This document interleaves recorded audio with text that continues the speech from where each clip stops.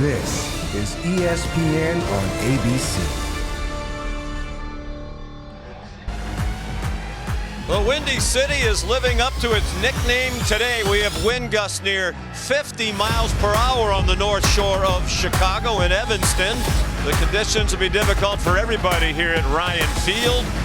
C.J. Stroud leads Ohio State into Ryan Field to take on Northwestern. The Buckeyes 8-0, their most recent win at Penn State last week, where J.T. Tuimoloau put on quite a performance.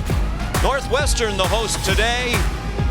The Wildcats 1-7, 7 straight defeats after they beat Nebraska in their opener long time ago over in Ireland. This is the Big Ten on ABC. We welcome you to ESPN College Football on ABC, presented by Arby's. Hi everybody, and welcome. Already an interesting day here in Evanston. Sean McDonough along with Todd Blackledge. Delighted to have you with us. And before we look ahead to this game, we have to look back at what JT did last week against Penn State. Perhaps the greatest defensive performance you and I have ever seen. Yeah, you know, C.J. Stroud may win the Heisman Trophy, but last week when the game was in the balance in the fourth quarter, this is the guy that took it over. The 6'4", 270-pound sophomore did everything. Had a couple sacks, had a deflection that led to an interception. Oh, he had 2 interceptions himself. This one he dropped into coverage, made an athletic play. Had 2 sacks, as I mentioned. This was just kind of a ho-hummer. The next one caused a fumble and recovered the fumble. And again, most of these big plays happened in the fourth quarter when Ohio State had to erase a 5-point deficit. This play was unbelievable. Just athleticism, hand-eye coordination. You talk about a guy being a game wrecker. JT was a game wrecker last week. Involved in 4 takeaways. They led to 21 Buckeye points. Jim Knowles has been around a long time. The Ohio State defensive coordinator said he's never seen a game like that. Astonishing was the word he used. So Ohio State a big favorite today. And when we talked to Pat Fitzgerald yesterday, the Northwestern coach, he said he was hoping for a little help from Mother Nature today. It looks like he's going to get it, Molly McGrath. Yeah, that's right, Sean. Pat Fitzgerald said the wind will be his 12th man today, and he couldn't have imagined better weather for their game against the Buckeyes, with sideways rain at times, winds 20 to 30 miles an hour consistently, with gusts up to 50 miles an hour, as you said. And during pregame warmups, Ohio State place kicker Noah Ruggles kicked into the wind. And as you can see, it started to sail backwards a little bit, and then the ball just dropped and fell out of the sky. And head coach Ryan Day said the kicking game and the passing game is going to be a struggle today, so they're going to lean heavily on their run game, despite the fact that their starting running back Travion Henderson did not make the trip. I'm told he re-aggravated a foot injury at the end of last week's game. He didn't practice all week. There's no timetable for his return. So they're going to lean heavily on running back Mayan Williams, who was banged up last week, and they have just 3 scholarship running backs available today, Sean and Todd. And the Buckeyes taking the field, trying to remain undefeated. We'll have the opening kickoff right after this.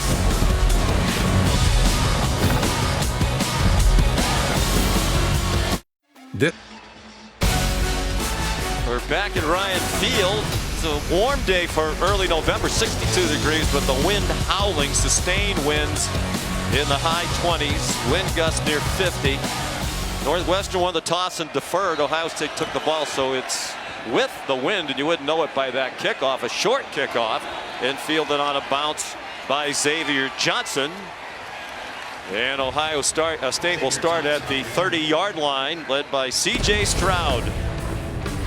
Heisman Trophy contender. Many think he's the leading candidate. 12th in the country in passing yards. Bear in mind he hasn't played in a lot of fourth quarters this year with big leads. Tied with Drake May of North Carolina for the National League, 29 touchdown passes. And his passer rating best in the country. And just as Molly described it, as he takes the field, here comes some sheets of rain blowing right into his face. From Inland Empire, California, east of Los Angeles. Trying to get the running game going this week. Mayan Williams gets the first carry. And he's out of bounds, but there is a flag down back behind the line of scrimmage. He got 7. If it stands, it's a holding call from our referee, Ron Snodgrass. Holding. Offense. Number 55, 10-yard penalty. First down. Sean, I really expected Ohio State, regardless of what the weather was going to be. Of course, we didn't know about TreVeyon Henderson, that they were going to work on their run game today regardless. The last two wins over Iowa and Penn State, they scored a lot of points, but they did not run the football particularly well. Under 100 yards in both of those games. They need to find that physical run game balance to go with the great passing of C.J. Stroud. Saw Ryan Day, the head coach. He's also the play caller for the Buckeyes. Handed off to Emeka Buka, and he's shoved out of bounds along the far sideline at the 26-yard line by Devin Turner, who's a true freshman. He'll see a lot of action at cornerback today for the Wildcats. Well, the guy, the go-to guy for Ohio State if they do throw the ball has been Marvin Harrison Jr. Off the best game of his career last week. Stroud's pass batted down, trying to get it to Julian Fleming. Xander Mueller, linebacker, dropped into coverage and got in the way. Ohio State coming into the ballgame, one of the best in the country on third down offense, 50% conversions. However, weather conditions and throwing into the wind on this third and long, not going to be easy. 14th in the country with that 50% mark. 4 wide receivers. C.J. Stroud throws incomplete, trying to get it to Julian Fleming. It was well off target, and the holding penalty on the first play set the Buckeyes back, and they'll punt on 4th down and 14. You know, watch C.J. Stroud before the game. They did quite a bit of throwing into the wind and against the wind and with the wind, and it definitely is playing tricks with the football. You got to really drive it into the wind. That ball sailed a little bit outside, and a good turnover and 3 and out for the Northwestern defense. Jesse Mirko punting into the gale force winds. The deep man back for Northwestern is only about 30 yards off the line of scrimmage. He tried to kick it low, and even that hit a wall of wind. And it'll be down at the 40-yard line. Donnie Navarro, the deep man for the Wildcats, just got away from it. Well, that's a good strategy. It's kind of like when you're playing golf in the wind. Into the wind, try to hit it low, and Mirko did. Yeah, and when we talked to Pat Fitzgerald and the Northwestern coaches, they said when we go with the wind, we may go up-tempo, and we're going to be aggressive. And right now with new starter Brendan Sullivan, his 3rd start of the year, they've got to be aggressive with the wind. Sullivan hands it off to their best offensive player, Evan Hull, their leading rusher and receiver. And he got ahead for 2. The junior from Maple Grove, Minnesota. Outstanding running back, averaging 130 scrimmage yards per game. He has 45 catches. That leads all running backs in the country. They stick with the ground game here with the howling wind at their back. 2 more. It'll be 3rd down and 6.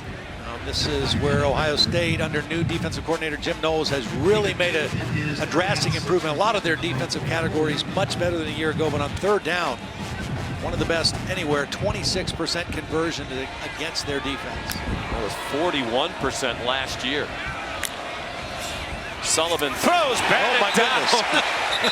Tuimoloau again reminiscent of last week. And with the job he did last week catching those passes, the ridiculous hand-eye coordination and quick reflexes, you're almost surprised he didn't catch this one too. Yeah, you can't back up if you're the tackle. You've got to go get him. The right tackle that time, Caleb Tiernan, he just kind of backed up and allowed that athleticism to show. You've got to go get him and not let him get those hands up around the football. So Luke Akers will punt for Northwestern with the wind at his back. Transfer from UCLA. And that's a bomb that goes out of the back of the end zone. There is a flag down to the line of scrimmage on the far sideline. Well, we've already seen the difference of into the wind and with the wind. It's a 56-yard punt. Illegal formation. Offense, more than 4 players in the backfield. 5-yard penalty will be added to the end of the play. 1st down. Timeout.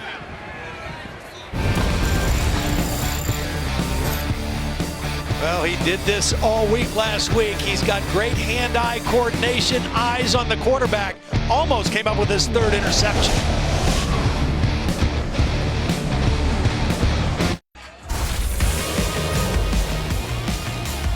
This season, Allstate will celebrate every field goal and extra point made by participating universities by making a donation to the university's General Scholarship Fund.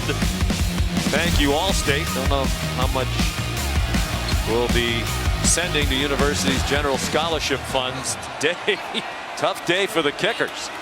From their 25, flag down on first down as Mayan Williams carries again, tackled by Grayson Metz. Ohio State had a holding penalty on their first play. Holding. Defense, number 46. 10-yard penalty from the end of the run. Automatic first down. It's Devin O'Rourke in the middle of the defensive line for Northwestern. Ohio State going with a big lineup now. They had, in that first down play, an extra offensive lineman wearing number 41. You see him running out now, Josh Fryer, trying to play a little bully ball. Again, I really think Ohio State, even without TreVeyon Henderson, wants to get some confidence back in their ability to pound the football. We saw the numbers. They struggled to run the ball, but then again, they scored 98 points in those last two games against very good defenses in Iowa and Penn State. Mayan Williams, the ball carrier again. He went out early last week at Penn State, ran into the first down marker, which the person manning on the sideline didn't drop it. He had a couple of different injuries as a result, had only 2 carries in the game, averaging nearly 7 yards per rush on the season. They've played without TreVeyon Henderson a couple of times this year.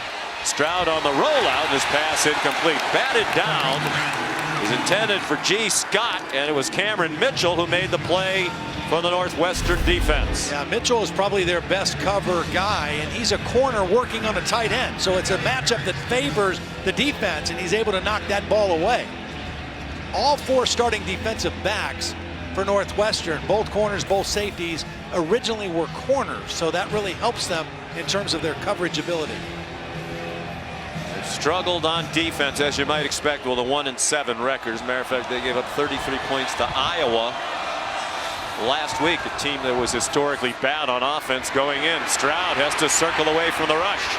C.J. Stroud running for the marker, and it looks like he has the first down. C.J. Stroud. Although they're going to spot him just short of the 47-yard line. Wow. And he say to the official, I got past that, but he didn't get the spot. Yeah, I thought he had it for sure. I mean, C.J. does not run a lot. They have no quarterback design stuff. But he has the ability and the athleticism if he needs to. 1 Ohio State on their own 46-yard line. They're going to go for it here on 4th down and inches.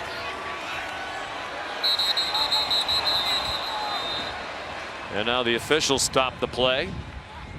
Ruling on the field was the runner was short of the line to gain. Plays under further review. Mike Conlon is the replay official today. Rick Nelson, the communicator. No score, just underway in Evanston.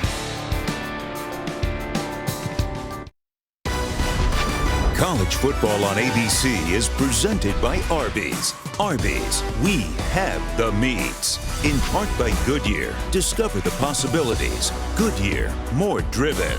And Chick-fil-A, order a grilled spicy deluxe sandwich today. Available for a limited time. Twice in the previous 4 seasons, these two teams have played for the Big Ten title, both won by Ohio State.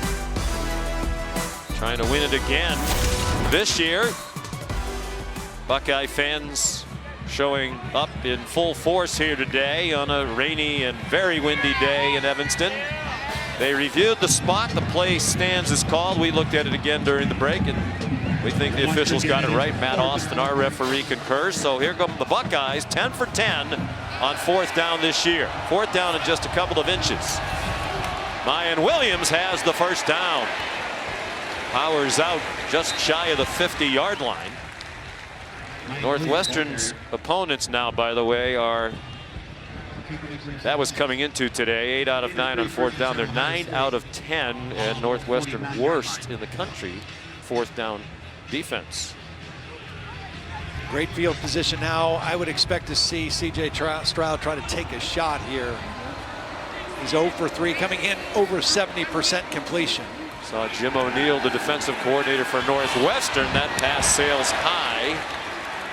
Julian Fleming, the intended receiver. I'm sure you played in some windy games during your college and pro careers. Psychologically, can it be difficult? It really can be. I mean, it affects quarterbacks, obviously, throwing, kickers, snappers on long snaps.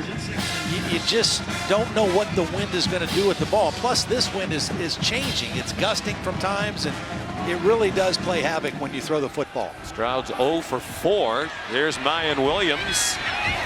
He gets dropped at the 47-yard line of Northwestern. Of course, C.J. Stroud enters today 71% and change for his completion percentage, 8th best in the country. Very accurate. Coach Day raves about his great vision, his football intelligence. He processes things so quickly. I mean, he knows where he wants to go with the football. He knows where to find matchups, weaknesses, mistakes by the defense. But right now, he's 0 for 4 because of this weather. His 21st career start. The Buckeyes are 18-2 with him at the helm. Nowhere to throw it, and finally throws it away. In the general direction of Emeka Egbuka and Julian Fleming. And on this 4th down, they're not going to go for it. 4th down and 6. So Jesse Mirko will come on to punt into the wind again. With Donnie Navarro back deep. Ohio State. And punt formation. Jesse Mirko. Mirko's a sophomore, not shockingly from Australia. Every team in the country, it seems, has an Australian punter. Good kick. He got a bad bounce. Kept it low out of the wind, but it skipped forward on the wet grass. 47 yards. But a net of 27. Coming up 7 o'clock tonight, one of the big games of the day. College football prime time on ESPN. Number 6 Alabama, number 15 LSU. Alabama 7-1. Let's take a look at the All-State playoff predictor. I was just about to say, with already one loss, another loss, you'd have to think it's probably not going to happen with an eye toward the playoff for the time. Yeah, that's for sure. A little Wildcat. And it's Cam Porter, the backup running back, who took the direct snap and almost busted it. Taken down at the 33-yard line by Denzel Burke. A little change of pace. They had both backs in the backfield that time. Porter, coming off a knee injury last year, showed some burst. Now a quick throw to Malik Washington. He's their leading receiver among the wide receivers. 44th catch of the year for the senior from Lawrenceville, Georgia. As Pat Fitzgerald said, when they have the wind at their back, they're going to try to go very quickly. When they're going in the opposite direction, they'll go much more slowly. Porter, their leading rusher in 2020, is a freshman. When they went to the Big Ten title game against Ohio State in that COVID-shortened season, Pat Fitzgerald had Porter as the starting running back in the opener against Nebraska, and he fared very well. But for the most part, he's been the backup to Evan Hull. Brendan Sullivan on target out wide. Bryce Kurtz has a first down. Taken down by Denzel Burke. This is a great drive right now for Northwestern. Remember, Ohio State tried to play conservative, punt them deep in their territory. Punt went into the end zone, and now all of a sudden, with the tempo and some good play calling, Northwestern across the 40-yard line of Ohio State. Still no Evan Hull out there, who's been their best offensive weapon. Sullivan takes off running and has a good gain to the 31. And Tom, that's really the biggest reason they made the quarterback change from Ryan Holinski to Brendan Sullivan. He's much more of a running threat. Yeah, he is. He's got athleticism. He knows that's a strength of his. Sometimes he leans on it a little bit too much and maybe leaves the pocket too soon. That time, he was able to turn it into a positive game. Redshirted last year, so when he played against Wisconsin, it was the first live game action he'd seen in 2 years. Hull back in there. He turned the corner. And it looks like he has the first down. It is a first down just inside the 28-yard line. Here's Mike Bajaki, the offensive coordinator. We're gonna move. It's been a rough year. They've had injuries to the offensive line, lost both of their starting guards.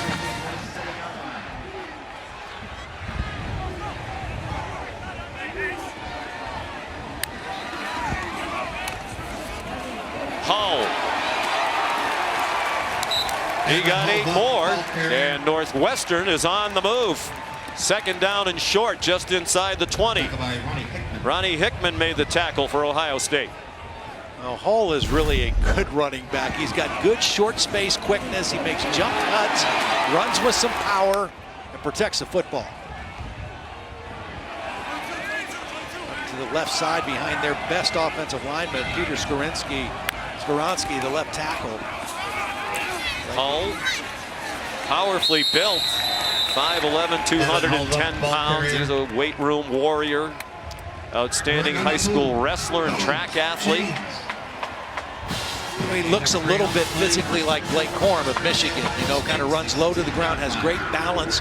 Told us yesterday that wrestling background did a lot for him in terms of making him physical and mental tough, but also the balance aspect as a running back, a real carryover from wrestling. Very impressive young man. We visited with Pat Fitzgerald yesterday after we had visited with Evan Hull. We mentioned Evan Hull, and Pat Fitzgerald said, wow. Embodies everything they want in a Northwestern athlete. Trick play and a touchdown. They sent the quarterback Sullivan in motion to the right. Hull took the snap, and he has a 16-yard score. I mentioned his ability to make jump cuts and that short area quickness. The move he put on J.K. Johnson, the starting cornerback, was spectacular on this run. Johnson was there unblocked. And watch this move, this little jump cut on number 4. Boom, right to the inside. Didn't even need the block and takes it into the end zone. And the extra point is good from Adam Stage. So Northwestern losers of 7 in a row, and 13 out of 14. They're 37.5-point underdogs. But with the wind at their backs here in the first quarter, they lead 7-0.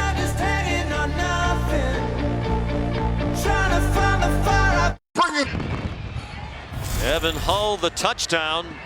Nice drive for Northwestern, a team averaging under 18 points per game for the year.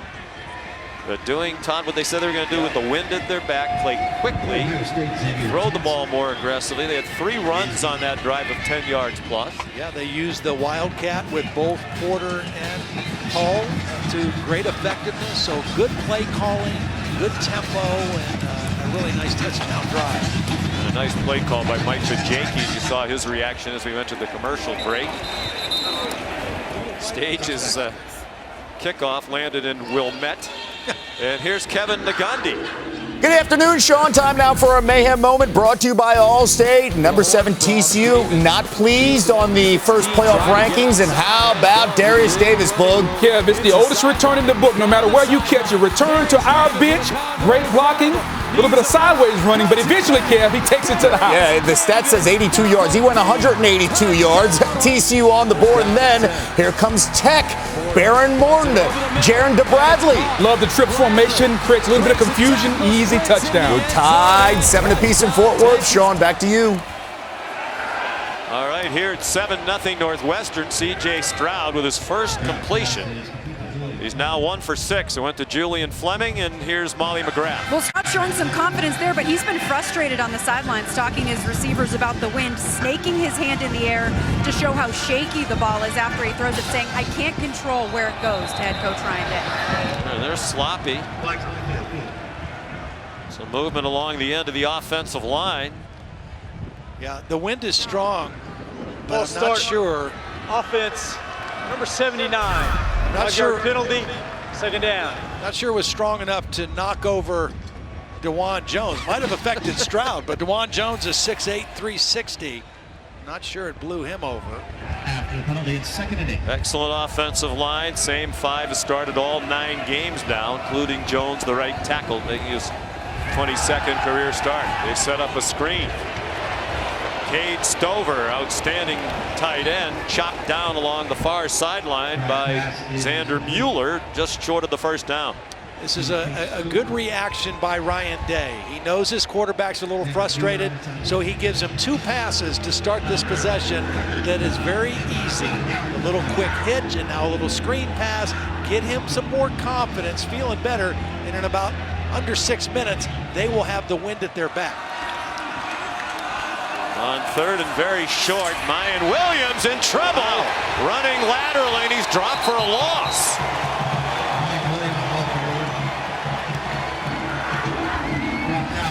This is a beautiful play by Adebare, number 99. He's known as a pass rusher, lined up inside, but plays the run great. Just whips the block of the guard, Donovan Jackson, and makes an outstanding play.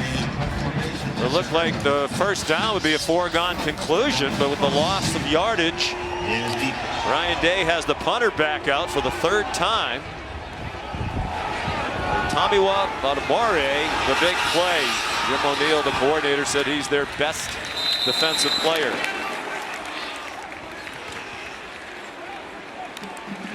Well, we spoke with the Northwestern coaches yesterday, Todd. We spoke with Mike Bajagan, the offensive coordinator. He said Pat Fitzgerald will know every detail about the weather tomorrow. When we talked to Fitz about it, he said, hey, this is the Big Ten. You know, weather is always going to be a factor. He couldn't ask for a better equalizer than what he's getting today. Right, and this is the Windy City, right? And so I think he sells to his team, too, that one of their edges has to be mental toughness. And when things are ugly, whether it's rain or mud or wind, we have to take advantage of that and prove that we're a little bit tougher. And right now, they're off to a great start. Operating out of the pistol, Evan Hull showing that strength in his lower body. He got just about 10, down about a half-yard short of the first down. Just not a lot of bounce in the step of this Ohio State defense right now. A little bad on their heels. Early morning kickoff here, just after 11 a.m. Hull thrown for a loss, and there's also a flag down. Steel Chambers made the tackle for the Buckeyes. Steel Chambers is a very athletic linebacker, converted running back. Holding, offense, number 69.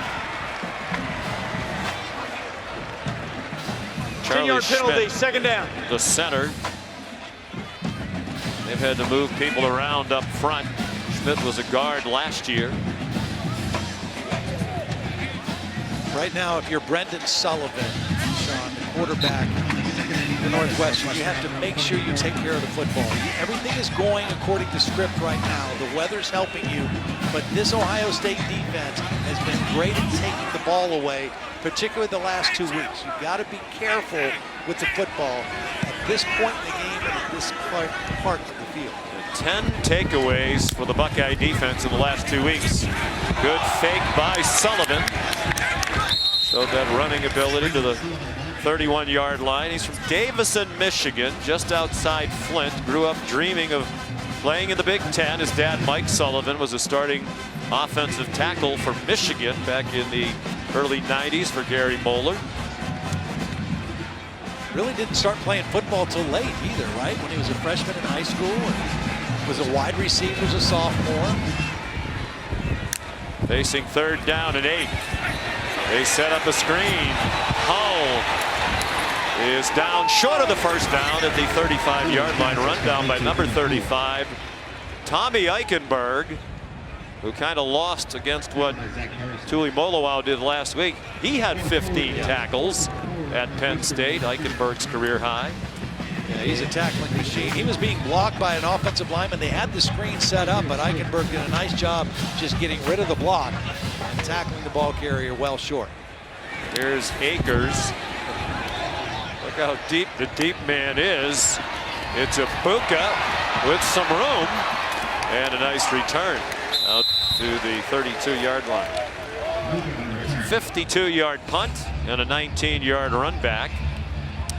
Sean, I played in a game my senior year, the year we won the national championship at Penn State. It was the last game of the year against our arch rival Pittsburgh.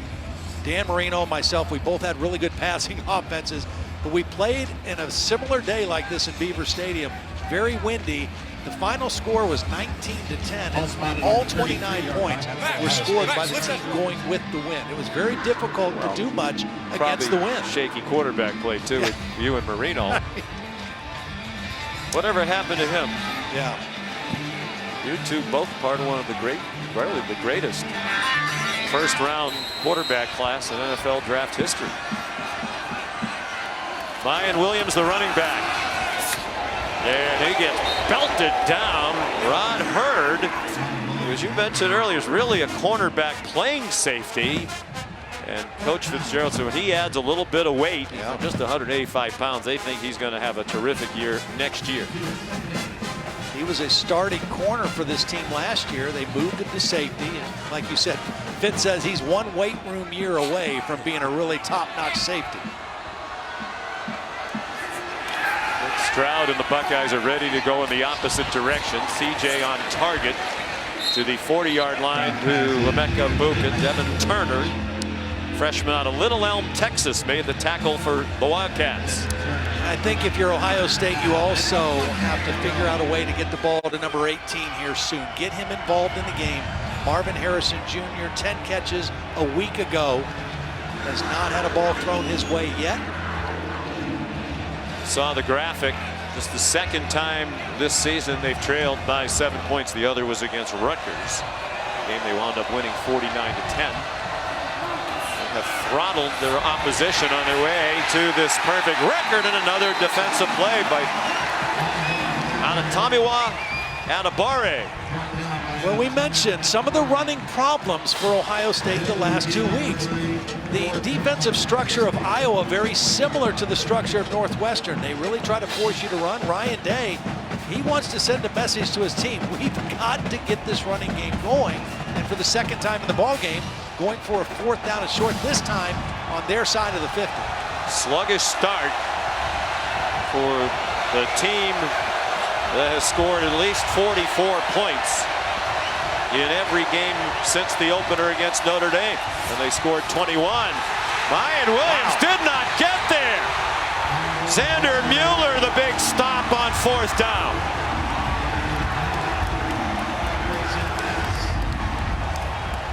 Mueller does a great job of scraping over the top. He had 9 tackles a week ago. Watch him scrape over the top, 34, right into the hole. Mayan Williams thought he was going to get the first down easily, but Mueller with a high tackle met the ball carrier Williams and drove him back. Junior from down the road in Wheaton, Illinois, first-year starter on the defense for the Northwestern Wildcats.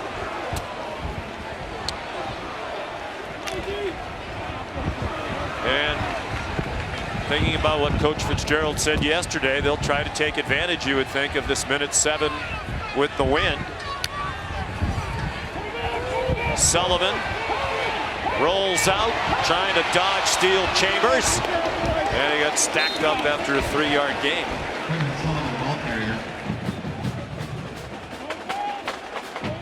Steel Chambers is a different linebacker than Tommy Eichenberg. He's a converted running back, very athletic, still kind of learning his way, trying to become more consistent.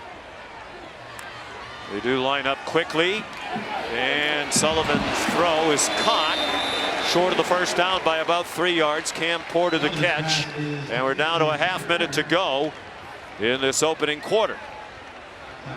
Well, they got plenty of time. They definitely want to get this 3rd down play snapped before they change ends of the field. Probably throwing here on 3rd down.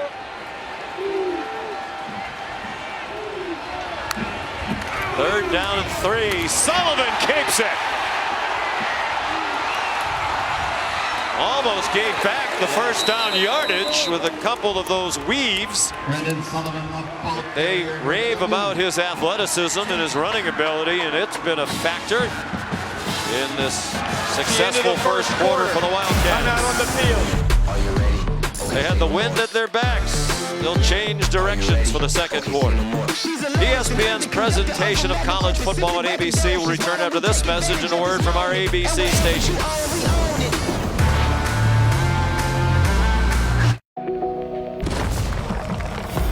The AT&T Countdown to the College Football Playoff National Championship. Monday, January 9th on ESPN. Ohio State Buckeyes trying to be a part of the college football playoff. Surprisingly poor first quarter for them, but not all that surprising given the win. They averaged 2.6 yards per play. Northwestern leads 7-0. They're at the Buckeye 27-yard line. Another direct snap to the running back. This one Cam Porter for a yard, perhaps two. You know, the only thing, though, Sean, again, that Ohio State was not able to do in that first quarter was run the football against this Northwestern defense. Only 26 yards rushing. And again, the last 2 weeks, that's been the area that has just not quite been up to the standard. Everything else they've done offensively has been outstanding. Their defense has been great. They're without Travion Henderson, but Mayan Williams is a great back in his own right. But they just have not gotten the push so far in this game to break open that running game. Still the Wildcat, literally, for Northwestern. Cam Porter lowers his head, gets to the 23-yard line. And by comparison, Northwestern's running game 90 yards rushing here so far in the first half.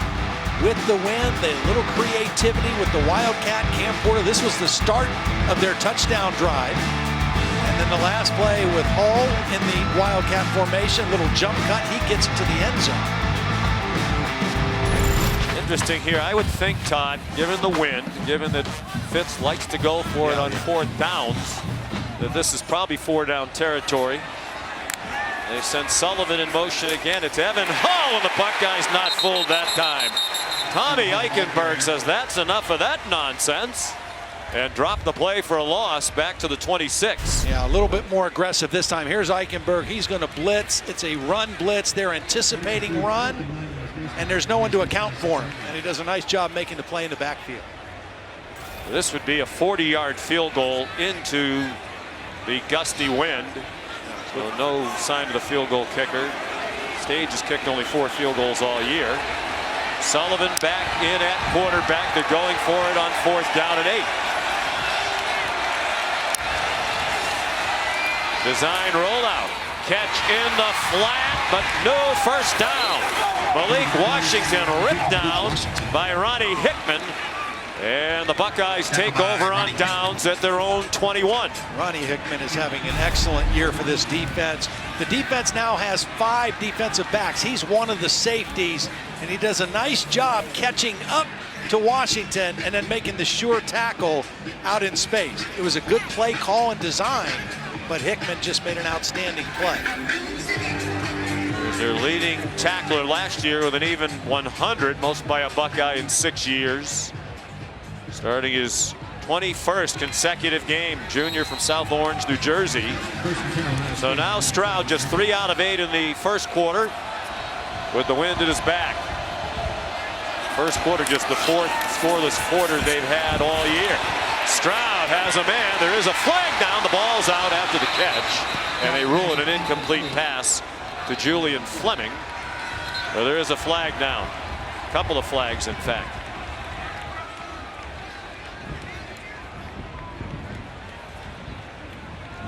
Ohio State has hurt themselves with early down penalties so far in this game too. Now again, the entire first quarter they were going against the wind, but they put themselves in some negative yardage situations too. Defense number 2, ineligible receiver downfield.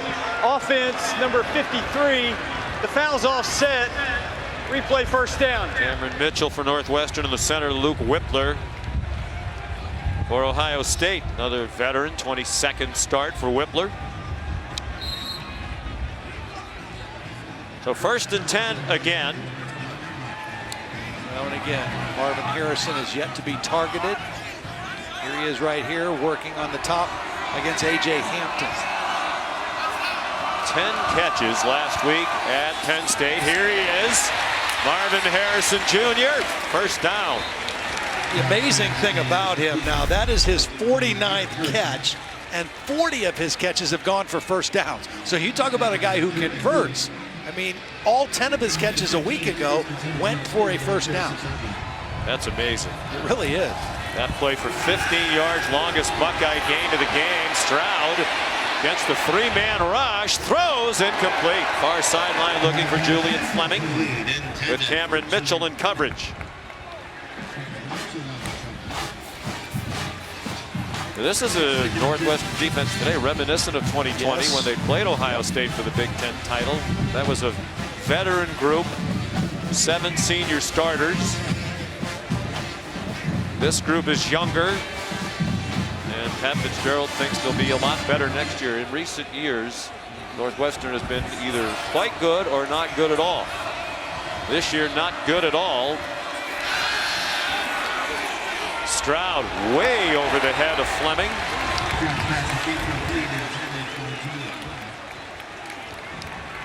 A little out of sync. I mean, you can see it in his eyes. He doesn't quite look the same right now.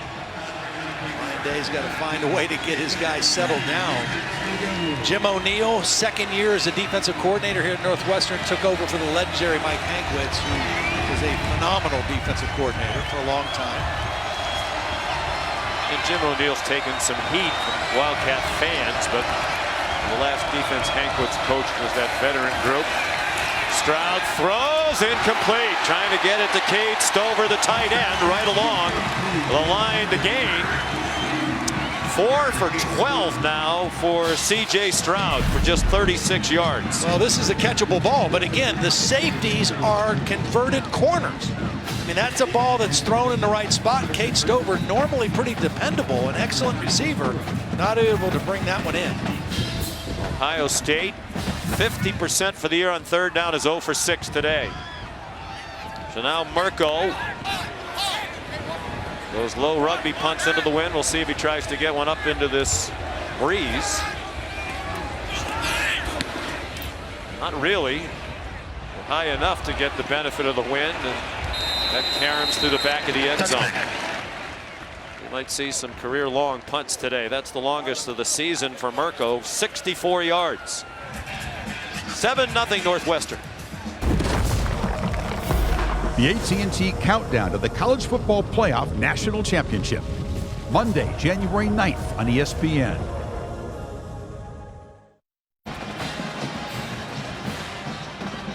You're watching ESPN College Football on ABC, presented by Arby's. Sean McDonough, Todd Blackledge, Molly McGrath.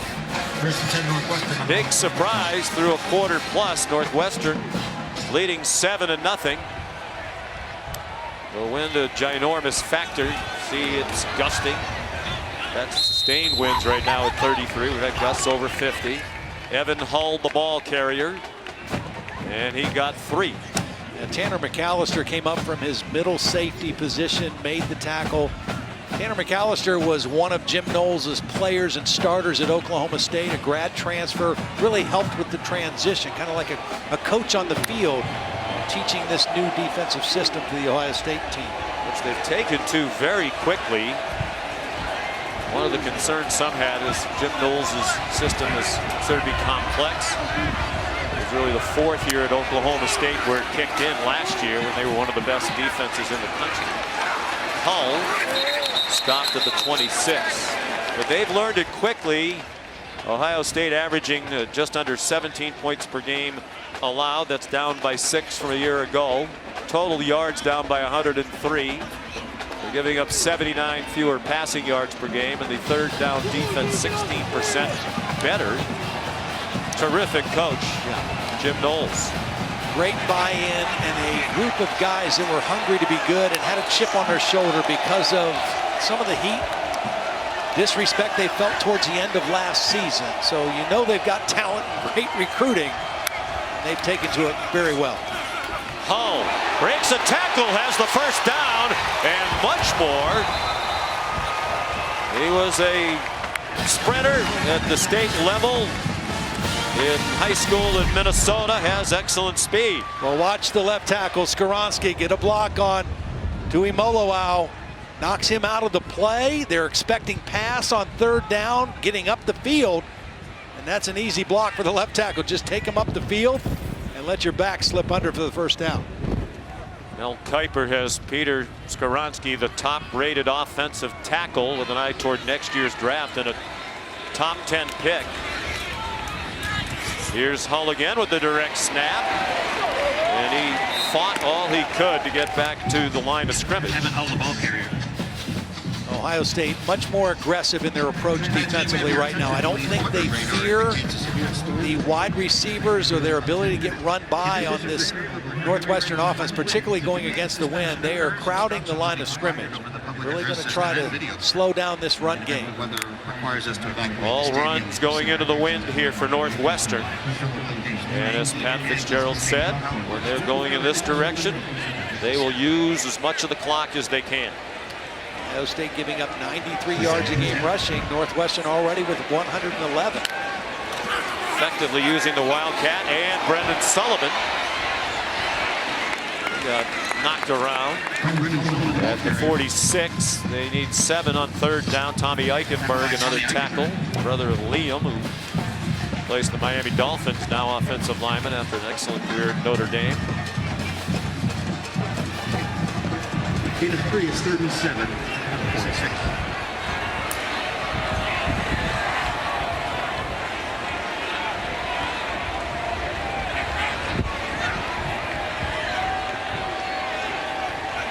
Thinking smart, take care of the football. If you have to punt the ball, make Ohio State go the long field.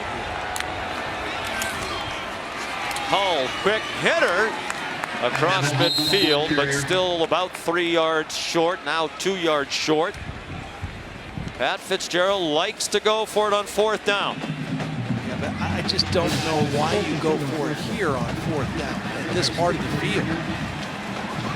Perhaps just try to get him to jump offside. A lot of movement, a lot of action.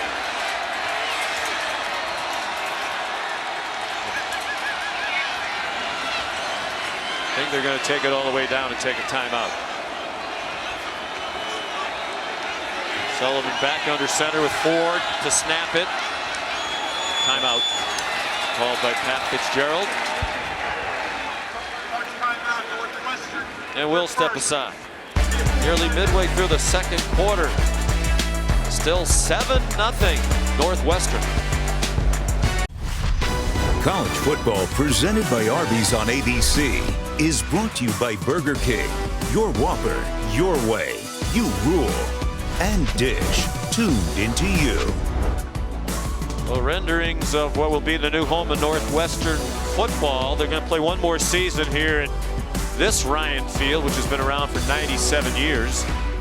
And for 2 years, they'll play elsewhere, probably Soldier Field, Wrigley Field, while they build a new stadium right here. Ryan family, remarkably generous benefactors in so many aspects of Northwestern University.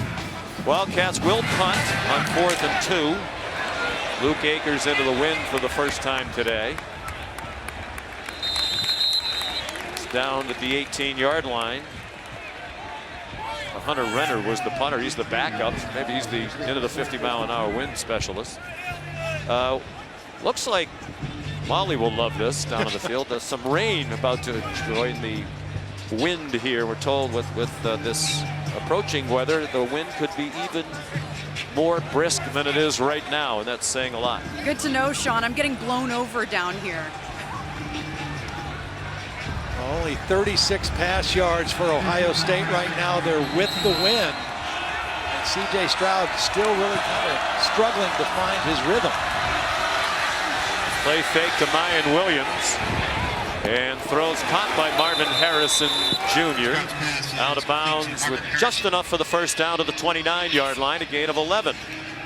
Marvin Harrison Jr. is so interesting to me. His dad obviously was a great receiver, but he was a small receiver. Marvin Harrison Jr. is 6'4", but he has small receiver skills. He's an excellent route runner, has great footwork. Really credits his dad for helping him develop all that. Here's Abuka, stacked up for a loss. They rally to the ball by the Wildcats. A.J. Hampton, Grayson Metz. Yeah, really good job maintaining leverage. You don't want to let him get outside, and it's A.J. Hampton, number 11, who maintains leverage. He doesn't let him get outside, forces him back in, believing he's going to have help, and Metz was there to help finish him off. Loss of a yard on the play.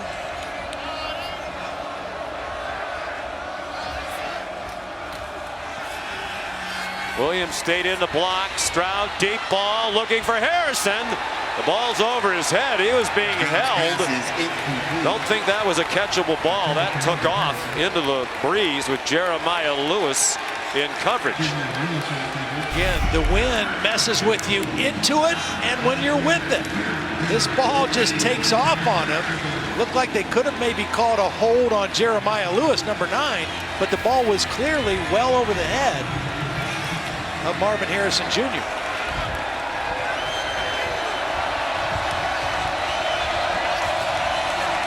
No argument on that Buckeye sideline. Stroud into coverage. His receiver was not open. That was Emeka Buka running between the hash marks. Well, good pressure, though. Again, Adebare, sometimes he lines up inside. This time he's inside, working on the guard, runs right by Donovan Jackson, and I think forces C.J. Stroud to throw that ball before he wanted to. A couple nice plays here in the first half by Northwestern's best pass rusher. This is the 5th punt already for Jesse Merkel, who had punted only 24 times in the first 8 games. Matches the most punts he's had in a game this season, and we're barely past the midway point of the second quarter. Well, credit Northwestern, right? I mean, they're playing their butts off. 5-yard penalty. And the weather is obviously a factor, but this does not look like a top 2 or 3 team right now in Ohio State. You wonder, it could be a lot of things, right? The wind is certainly a factor. Absolutely. That looks like it's messing with their heads at the very least. Early start. Right. We've seen teams be sluggish starting at 11 a.m. Perhaps taking the opponent lightly. I mean, it's a Northwestern team that's lost 7 in a row. 13 out of 14. Merkel, his punt goes into the end zone. His last punt with the win was 64, and that was a career long. This one is 77 yards. Nowhere to run for Ohio State. The passing game not effective either. It's 7-0 Northwestern in Evanston. Kevin Nagani in studio, Week 10 early window on the ESPN family of networks. Good one on ESPN, tied up at 17 apiece between Florida and A&M. Nebraska up 10-0. Look at what Virginia's doing against number 17 North Carolina on the ACC network. Highlights, of course, coming your way. Back to Sean Todd and Molly. Stay dry, Molly. Right now, no raindrops, which makes Molly and those in attendance here happy. Evan Hull on first down. Got 2. There's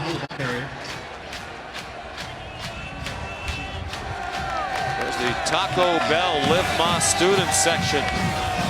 Student sections across the country competing to be the Live Más student section of the year all season long. There are actually more of them at the start of the game. A couple of them have blown into Lake Michigan. Ohio State, their first. Please reset the game clock. 6 minutes, 8 seconds. 6:08. This would be a 30-second. At the timeout, we'll give you our Aflac trivia question.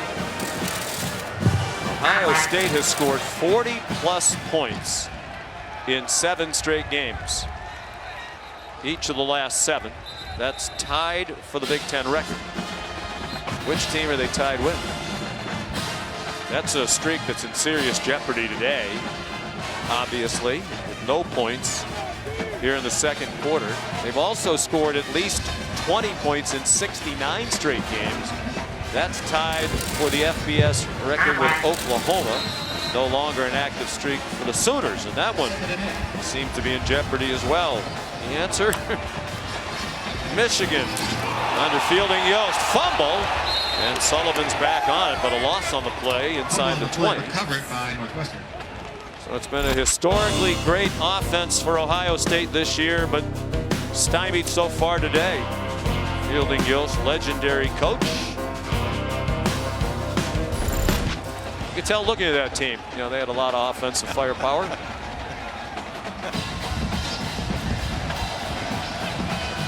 Ohio State searching for a spark right now on either side of the ball. They almost got one there with another takeaway.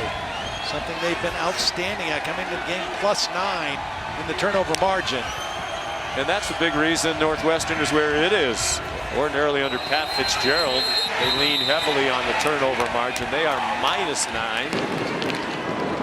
Charge timeout, Northwestern. They're second. This will be a full timeout. With 5:21 to go till halftime. 7-0 Wildcats leading number 2 Ohio State. Back here in Evanston, where the wind is picking up and the rain is now coming down in sheets, and Northwestern players were celebrating the rain. They said, "This is Wildcat weather. We thrive in these elements." John. During the commercial timeout, it was pouring. It stopped. It slowed down just a little bit. Wind gusting near 50 miles an hour. 3rd down and 10 into the wind. A blitz, well timed and well executed by Steel Chambers. The guys that you got to worry about now if you're Northwestern, you can do all the jumping up and down. Steel Chambers, number 22, timed the blitz perfectly. Supposed to be cut off by the guard, couldn't get there. And the snapper and the punter right now. Please reset the game clock. 5 minutes, 10 seconds. Duke Olgus, 10. Thank you. a tight end. They just moved over from D-line because they've had injuries to their top 2 tight ends, Charlie Mangieri and Thomas Gordon. Gordon went down for the season last week with an upper body injury, and he was a pass receiving threat. So Olgus just moved over, 280-pound tight end who actually caught a touchdown pass last week at Iowa. His first career catch went for a touchdown. They can't afford any more injuries at tight end. No. Here's Kevin Nagandi. Sean, Capital One halftime report just minutes away with Booger McFarland. 7-0 Northwestern. What do you make of this? Listen, I understand the weather and the self-control of football, but very surprising by Ohio State not being able to run the football. You would think their physicality would be able to line up with Mayan Williams and run the football, but that Northwestern defense is very stingy. Shout out to them. What has to change here for the Buckeyes? I think the Buckeyes' mindset has to change first and foremost. Get used to the weather. The weather doesn't look like it's changing. Molly's getting wet. Everybody's going to be wet at some point. Line up and physically take over this football game. Okay, again, Mother Nature playing a big role for Northwestern. Highlights coming your way, Sean. Back to you. All right, gentlemen, thank you. I think Booger's 100% correct. The thing that has to change for Ohio State is their mindset. Their defense kind of changed a little bit here on this possession. Now the special teams a chance to make a big play, maybe get great field position, but offensive line, I think, is where the mindset really has to change. They've got to be able to get up and move people and get the running game going for Ohio State here before the end of the first half. Well, they should get tremendous field position. Hunter Renners, the backup punter, punted only 5 times all year. Punted in this direction last time. This is a low bouncing kick that stops dead at the 46. Pretty good under the conditions. Went 31 yards. Kick off your Week 9 NFL Sunday. Tomorrow, 10 a.m. The Countdown Crew on ESPN, the app. All the early breaking stories, injury updates, and a preview of every game. And then Monday Night Football caps off Week 9. Baltimore Ravens in New Orleans. Peyton and Eli will be on ESPN2. Ravens 5-3 off the win last Thursday against the Tampa Bay Bucks. Trying to take control of their division. Ohio State hasn't had a scoreless first half since 2016, the Fiesta Bowl against Clemson. And they take advantage of this field position. Mayan Williams, not a lot. A gain of 2 taken down by Bryce Gallagher, their leading tackler. You know, Sean, the first 6 games of the year, they had great balance. They were able to run the football. The last 2, not so much. And again today, not so much. Averaging under 3 yards a carry in the ball game today against Northwestern. Playing without Travion Henderson, but they've done that earlier this season. He didn't play at all against Rutgers. Williams clearly trying to establish the run here to the 40-yard line. Rod Hurd made the tackle. Early in the game against Toledo, Travion Henderson was injured. Mayan Williams did the bulk of the ball carrying. Onto the pistol now with Williams. I think this is 4-down territory right now for Ryan Day. If you want to run it here, you're thinking about going for it on 4th down, even though you have the win. A little squall. The rain has stopped. Here's Williams. Did not get to the 1st down marker. Xander Mueller, Bryce Gallagher, the 2 linebackers. 4th down and 1. Ohio State will go for it. Williams remains the running back.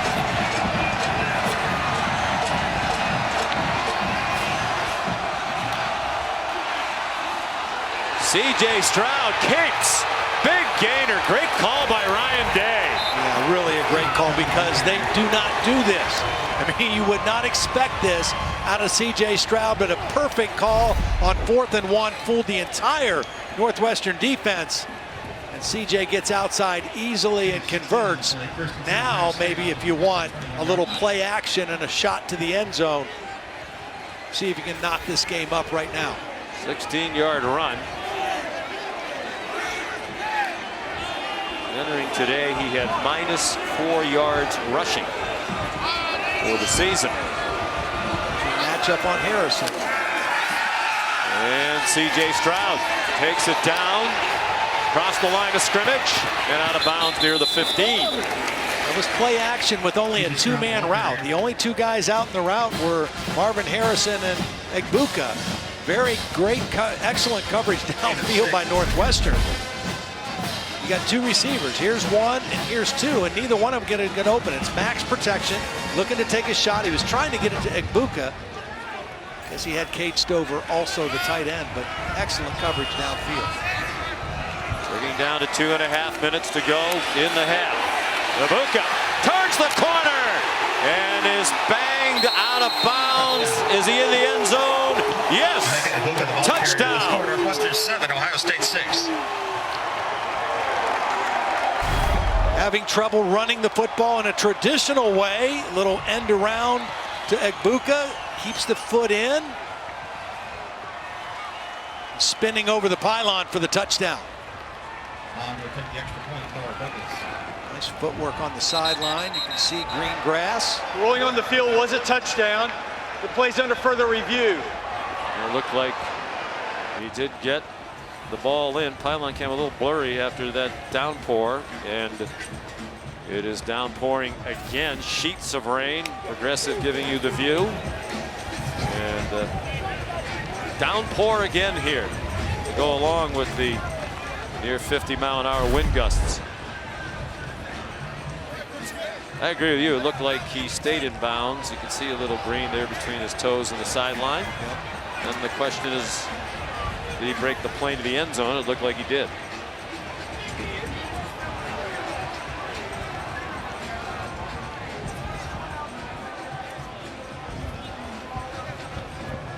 Matt Austin, our referee, concurs. This will be a touchdown. It'll be the first rushing touchdown of the season for Egbuka, who has 7 receiving touchdowns, 12th in the country.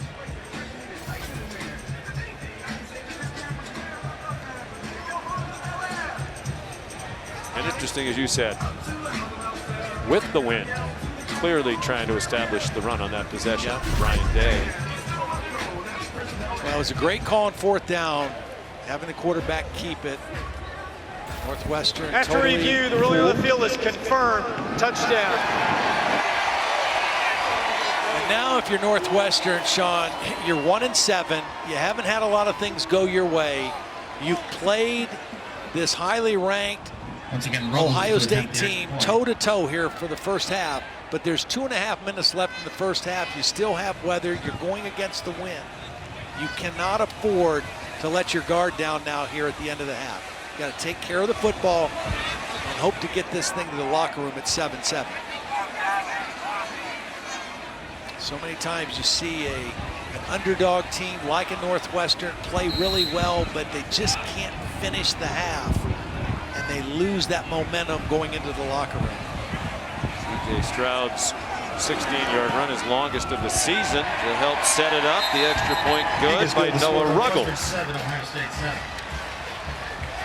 So it won't be a scoreless half for Ohio State. And again, anticipating this weather continuing.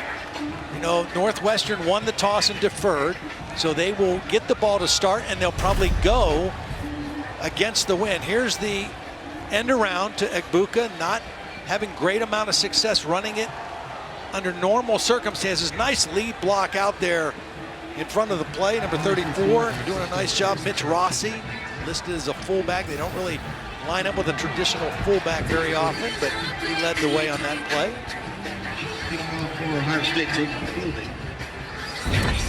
Northwestern will get it back with 2:25 to go. And their offense, led by the multi-purpose player, Evan Hull. Yeah, only one catch so far in the first half, but he has run the football well, 14 times, 71 yards, averaging 5.1 yards per carry against this Buckeye defense. Jaden Fielding kicks off. Evan Hull is back deep.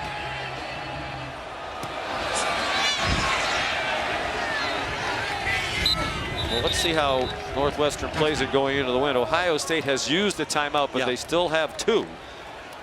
And you would think if they stop Northwestern on these first couple of plays, they'll use those timeouts. Absolutely. Again, that's the opposite side of what I was just talking about. If you're Ohio State, you finally got something going. You got a little juice. Let's see if we can build on that here in the final 2:26 and take the first half momentum away from this Northwestern team.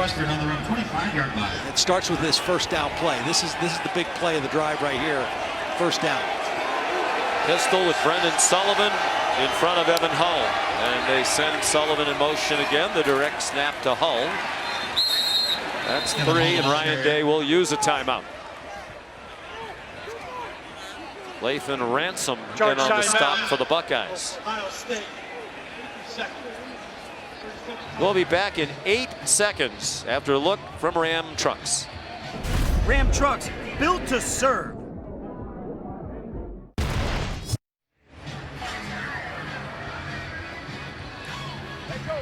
By the way, I know this is a big loss for you. No Sky Camp today because of the high winds.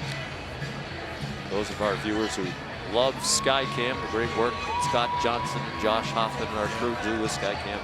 Can't use it today, too gusty.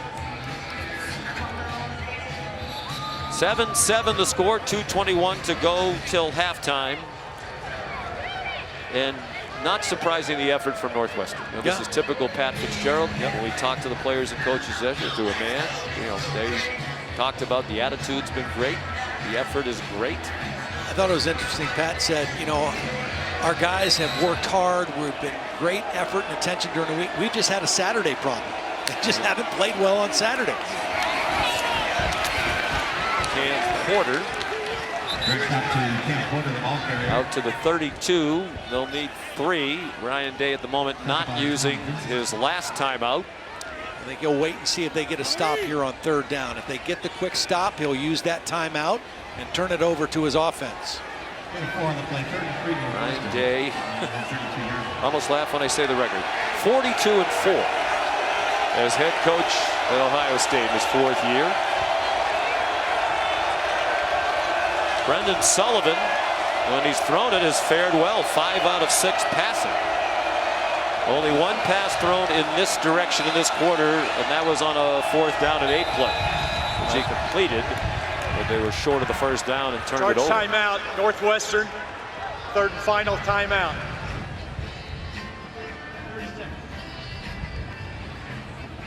So with 1:36 to go. Kind of feels like a big play here, because if they have to punt into the wind, Ohio State perhaps a little life off that touchdown they just scored.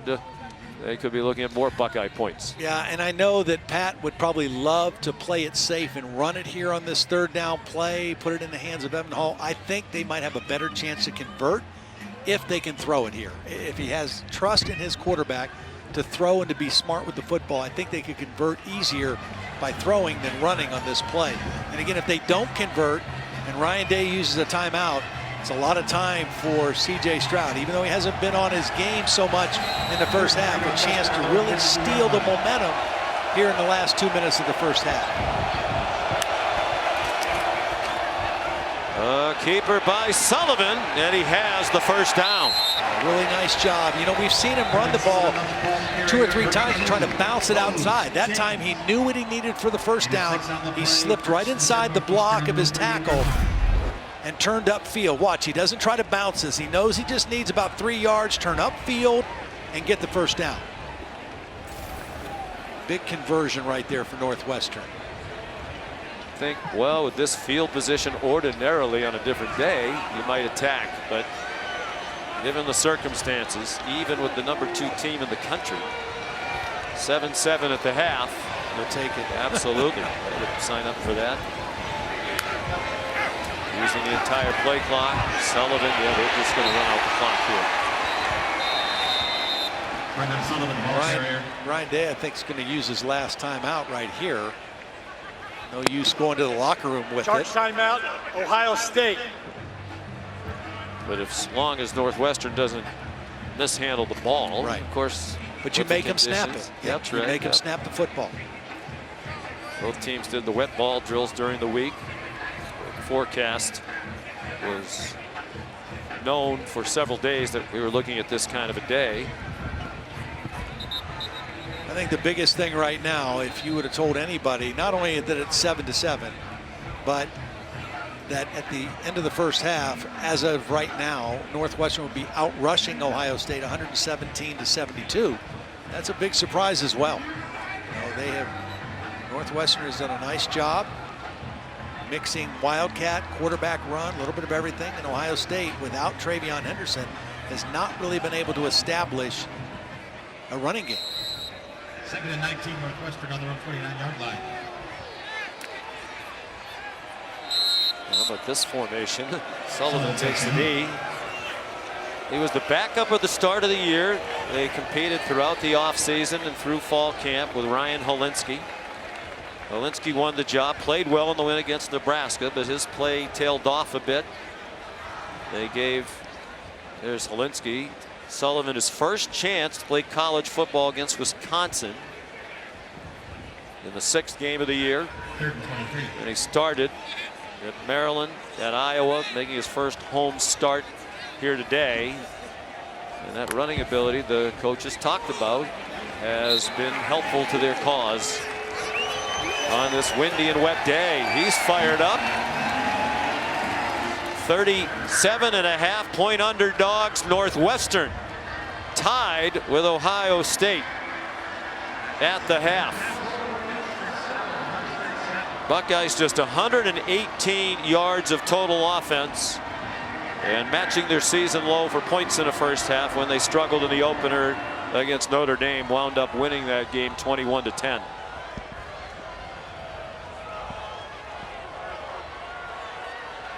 At the half, the Buckeyes 7, the Wildcats 7.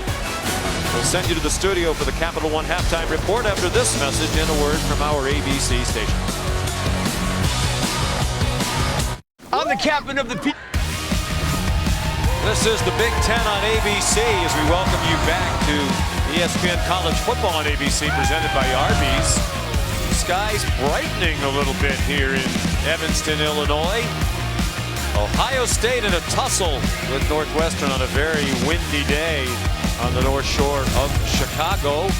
And obviously, Todd, the win causing some problems for C.J. Stroud. Yeah, I mean, he's been pretty much flawless all season, but having a difficult time with the wind. Only 6 of 16, 46 yards, but he did make probably the key play for their offense in the first half. This keeper on 4th and 1 on their touchdown drive enabled them to extend the drive and tie the ball game up here before the first half ended.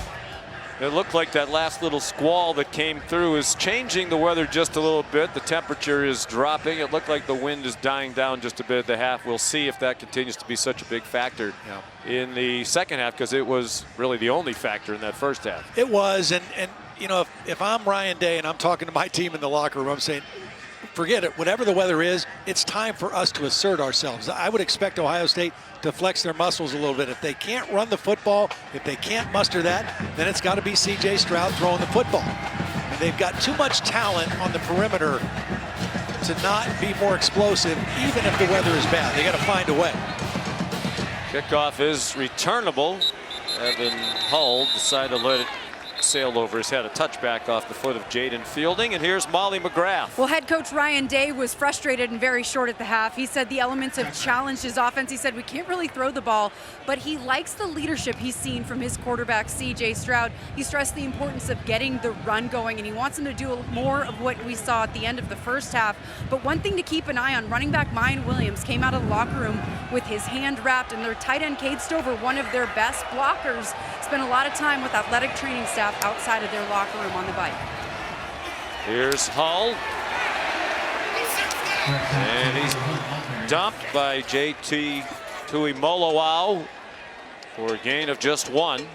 I don't think Northwestern is going to fool Ohio State with the Wildcat here in the second half. I think when they jump in that and the quarterback Sullivan motions out, Ohio State is really going to overload the box and be prepared to run. I have not seen any threat of a passing game out of that Wildcat, and I don't think Ohio State expects that.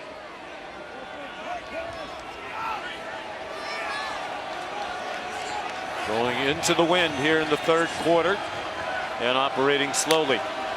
Evan Hull still the Wildcat quarterback. It'll be 3rd down and 3. When they were with the wind in the first quarter, they snapped the ball much more quickly. Going in this direction in the second quarter, they took the play clock on average all the way down to 8 seconds remaining. Yeah, I would say in that first half, I don't know that you could manage a game or the clock any better than Pat Fitzgerald and Northwestern did. They did it exactly right to give themselves the chance that to be right in this football game. Good play here.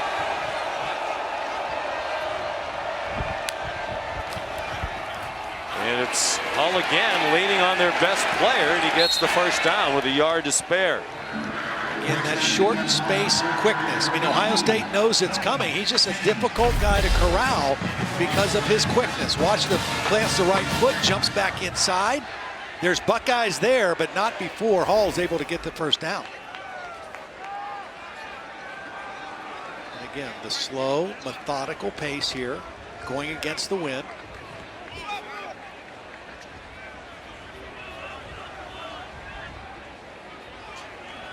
Evan Hull, including the kicking game, 143 all-purpose yards per game. That's 8th in the nation. 2nd in the Big Ten, behind Chase Brown. So he's had a terrific year on and off the field. That is his fiance, Tian Roos. After their opening game over in Dublin, Ireland, the next day the team stayed for a while. He, with his family, met Tien in a park in Dublin near the hotel. It was a big surprise to her. She was actually upset because he was not showing up at the park. Got down on a knee and asked for her hand in marriage, and they're going to get married next July 7th. He's a great student too. Graduated with a degree in biology from Grand Canyon University. On 2nd and 2, they don't get the first down. This is really interesting what Northwestern is doing right now. Now they're bringing their quarterback Brendan Sullivan back in on this 3rd and short. But they were going big people. They were playing 3 tight ends. One of those tight ends, number 45, is a backup tackle, Dom D'Antonio. Because of the injuries at tight end, he's been in that entire possession. Now a more traditional formation and personnel group on 3rd down and short.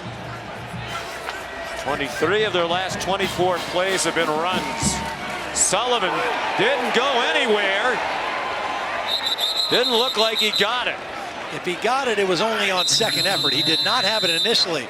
They put a big fullback in behind him just to push. But Ohio State with a nice stand on that play. There's Eichenberg right in the middle of the action, as he would expect. Lost a helmet, so if they go for it on this 4th down, they won't have their leading tackler on the field. He has to go out for a play, and Pat Fitzgerald's leaving the offense on the field. Remember the last time they were in this situation, they did a lot of shifts and motions, trying to draw the Ohio State defense off sides. Will they do that again on their own side of the 50? Or will they go for it this time? The quarterback sneak was not the answer. If they are going to go for it, I think it's got to be Evan Hull trying to get that first down for you. And they're in Wildcat setup right now without Brendan Sullivan on the field. And milking the clock. Trying to spend as little time going into the wind as possible. Got to get past the 49. Oh, ran into traffic and he gets stuffed.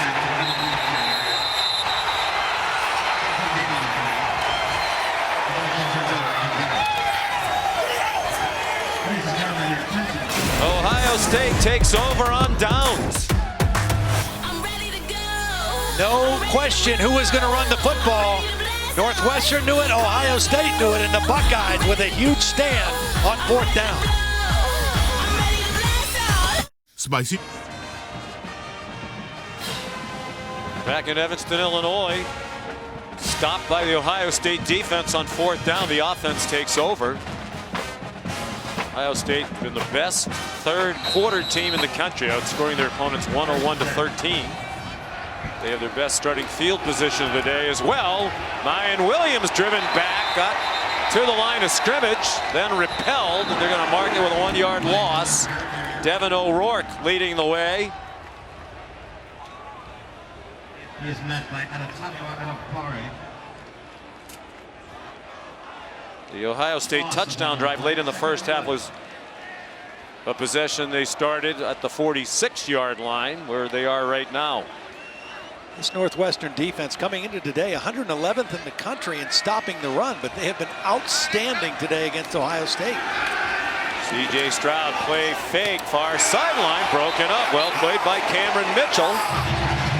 They have a veteran secondary. It's his 21st career start, and they're covering these talented wideouts man-to-man, and effectively so. Yeah, I mean, he read the route perfectly, got his hips turned, got a hand on the football. It was a good throw, but just a beautiful play by Cameron Mitchell.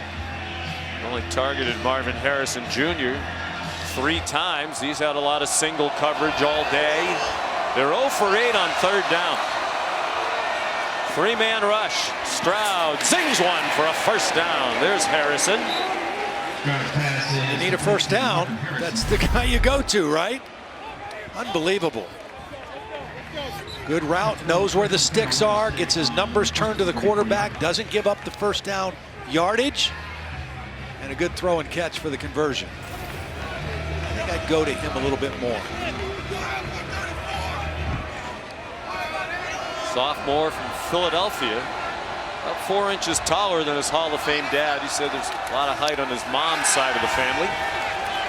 Stroud lofts one, caught and dropped. In and out of the hands of Ibuka. He had a touchdown if he held on. Yeah, Jeremiah Lewis was in coverage, and he tried to go under to make the interception. Didn't get a hand on the football, but he might have distracted Ibuka just a little bit. They never did fully have it. Stroud thought he had it.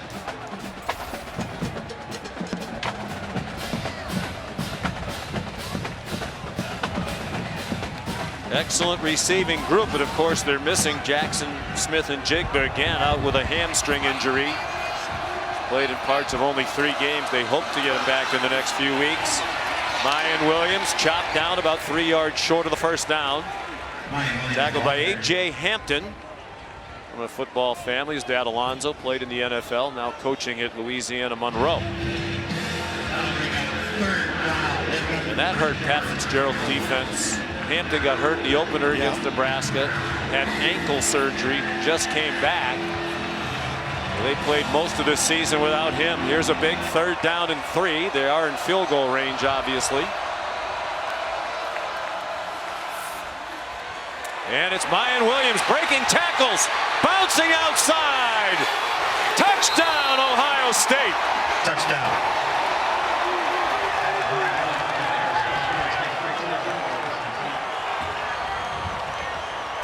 Up until this point, Northwestern has done a great job tackling. This is just a simple inside zone play and poor tackling. Mayan Williams busts away and then uses his speed, a little help from C.J. Stroud just getting in the way. But it was the poor tackling that led to this touchdown. As we see the end on the Progressive Pylon cam, Mayan Smith finally gets loose for a nice run. His 11th rushing touchdown of the year. The extra point good by Noah Ruggles. Kick is good. The score, Ohio He State can put 14. it in the end zone. Williams had 5 rushing touchdowns in one game against Rutgers back on October 1st. 27-yard touchdown run. Their first play of over 20 today. Come. Ryan Williams, the touchdown, sophomore from Cincinnati. Celebrating with C.J. Stroud on the sideline. The Buckeyes have their first lead of the game. And their first real big play of the game. First of over 20 yards. They had 56 plays of 20-plus yards this season. Entering today, third most in the country. Jaden Fielding. Evan Hull, he's going to try it. He's in trouble and down shy of the 20-yard line. Caden Curry made the tackle. Here are today's college football playoff rankings. Of course, the first edition just came out this past Tuesday.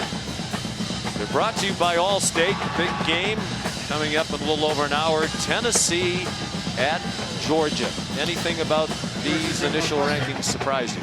No, not really. I mean, I think Tennessee's resume is pretty impressive. They find a way to win in Athens today. Here's Cam Porter. Good run on first down. He's all the way out to the 37-yard line, stopped by Lathan Ransom. Nice job blocking on the right side of the offensive line. Good block downfield by Bryce Kurtz, the wide receiver. Northwestern has to possess the football here. Again, right now they are thinking we have got to get to the fourth quarter where we can get the win, and the score is still in reach. And so a good drive here, whether they come away with points or not, is critical for Northwestern and Brendan Sullivan. 19-yard gain, the longest of the day for the Wildcats. Porter, big hole, and a good tackle by Ronnie Hickman to prevent a much bigger play. It went for 5. It'll be 2nd and 5. So when we start talking about Brendan Sullivan, I found his story to be interesting.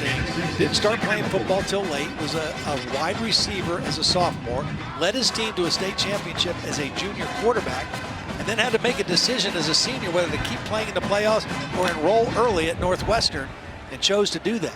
Yeah, he got his team, Davison High School, to the semifinals of the state playoffs as a senior, but because of COVID, the schedule got dragged out into January, and he wanted to go to Northwestern as an early enrollee. Stopped in his tracks, Andrew Clare by Tommy Eichenberg. After thinking about it, Brendan Sullivan's a tough decision. He left his high school team in the state semifinals. They actually won that game, then lost in the championship game, but he came here because he wanted to get a start on college and learning the system. He's going to need to make a play right here. I think he's going to have to make a play either as a quarterback keep or a throw here, because this drive and sustaining this drive, I think, is huge for Northwestern. They've done some creative things with the offense. I do think that 4th down play on their last possession was really predictable, with Evan Hull taking the shotgun snap. Sullivan shovels it ahead for a first down. What a play. Looked like he was dead behind the line of scrimmage, and he shoveled it to Malik Washington for a first down to the Buckeye 47. And this is total improv by Sullivan. And the good thing about still being behind the line of scrimmage is he could throw this ball forward. It was not a backward throw. It was a forward throw. But because he was behind the line of scrimmage, it's a legal play. And they convert and get a new set of downs. That was a quarterback finding a way to make a play. He's on the sideline, so Cam Porter's going to take the shotgun snap, Wildcat snap. You got to wonder, do they have a throw or something off the Wildcat different than just running? Well, they are using it effectively. They are. They got to 4th and short, were stopped the last possession. Eichenberg stopped Porter there. That shovel pass, the little flip forward by Sullivan, just their 2nd pass since the first quarter. And that one was not by design. 2nd and 3rd quarter going against the wind, just run heavy. Mike Bajakian, the offensive coordinator. He said yesterday we have a few wrinkles, and they've leaned very heavily on this Wildcat offense, appropriately so for the Northwestern Wildcats. There's a wrinkle, and Ohio State stops it. Zach Harrison, the terrific defensive end, stopped Malik Washington.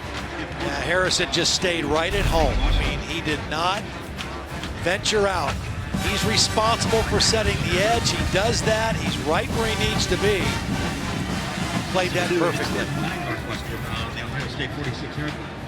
Senior, one of the top prospects on Mel Kiper's draft board. His 24th career start.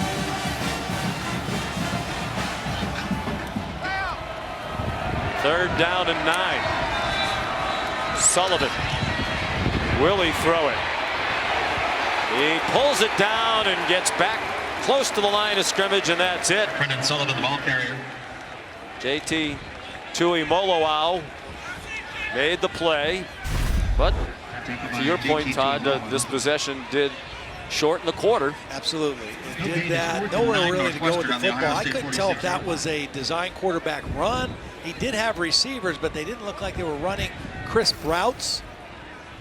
And try to give Ohio State a long field here in the final 4 minutes of the third quarter. So Renner's been the punter when they've gone in this direction, because he's good at that. Hitting a 1-iron. Hit several punts that haven't gotten very high above the players blocking for him. That's a 30-yard punt. Mayan Williams, the go-ahead touchdown. They have 3:49 remaining with the wind at their backs and a 7-point lead here in the third quarter. Ohio State up 7, and quarterback C.J. Stroud just talking to his offensive line about communication issues they're having. Their center, Whippler, was talking to Stroud saying, "I can't hear you." Stroud said, "Okay, I'm going to start clapping. It's not the crowd noise, it's the wind that's making the offensive line have a hard time hearing their quarterback." All right, Molly going with the wind here for another 3:49. All of the scoring has been going in the direction the Buckeyes are heading in. Mayan Williams around the corner. They scored a touchdown in this quarter. They've had the ball for just more than 2 minutes in this half. Northwestern hasn't scored, but they did kill a lot of the clock, which was their goal going into the win. In that last possession, they killed some time and they flipped the field. So now Ohio State, even though they've got the win, they've got a long way to go. C.J. Stroud checks it down. Stover, the tight end, is out of bounds at the 23-yard line. It'll be 3rd down and 3. Devin Turner there for the Wildcats. Mentioned the running game with Ohio State last week against Penn State, 98 yards rushing, but 41 of that came on Travion Henderson's touchdown run that gave them the lead in the fourth quarter. Now this week, 78 yards before that 27-yard run by Mayan Williams. And so the big runs to turn things around for Ohio State 2 weeks in a row. 3rd down and 3. Can they convert for the first time today? Yes, they can. You throw it to 18 on 3rd down. There's a really good chance that you're going to convert. 10 catches a week ago, all 10 for first downs. I think every one of his catches today has been for first down yardage as well. Uh-oh. Deep throw just over the head of Julian Fleming. He's got away from him. You know, I mean, he's got an open man.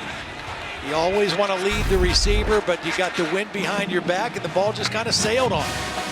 And again, we know how accurate C.J. Stroud is on normal conditions. I mean, he coming into the game completing over 70% of his passes. And today, it's just been a different story with this wind, whether you're going with it or against it. Unless you're driving the football, the wind can really take over. Mayan Williams, lots of running room without contact. Finally contacted about 10 yards down the field. Mayan Williams, the ball carrier. And he has a first down to the 46-yard line. Brought down by Devin Turner. Devin Turner made the tackle. 46-yard line. 2.5 to go, third quarter. Pat Fitzgerald has never defeated Ohio State.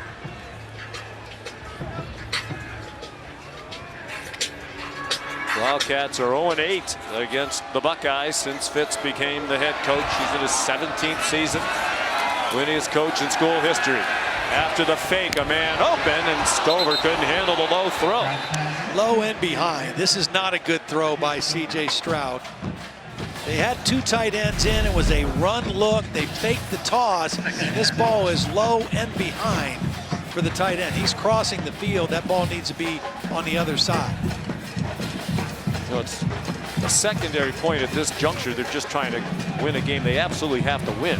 Yes. With an eye toward the college football playoff. But you wonder, with an eye toward the Heisman Trophy, if this will hurt and if those who vote will factor in the 50-mile-an-hour wind gusts when judging this performance. Harrison out wide. Devin Turner, a nice play. Ibuka was trying to block for him. I think both of those things will come into play. I think it will hurt because his numbers are not very good right now, but there's a lot of game to play. But I think people will factor in the weather, and he still has the game in front of him in the fourth quarter to kind of take things over like he did a week ago in a hostile environment in Happy Valley. After 0 for 8 on third down, they're 3 for their last 3. Scored touchdowns on their last 2 possessions.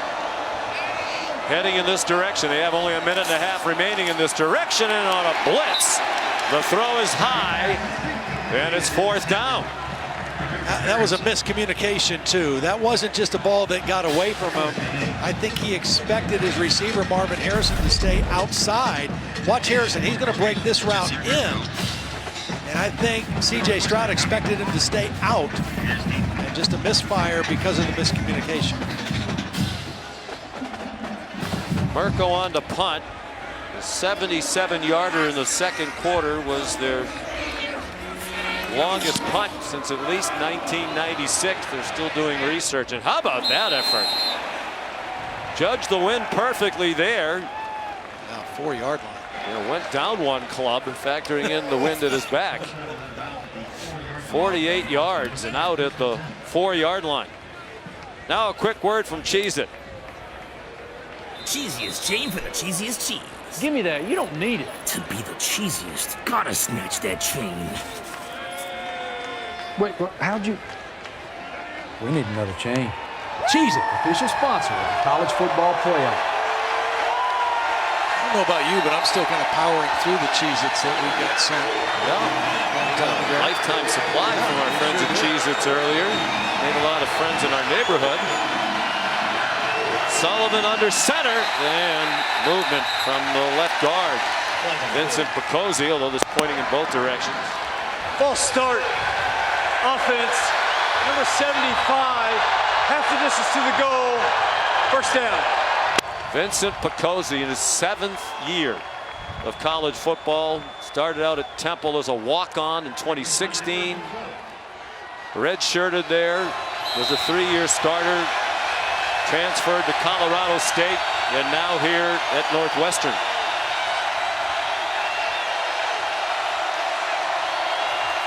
Done a very good job for them. They need to get out of the end zone. And Hull, what a run.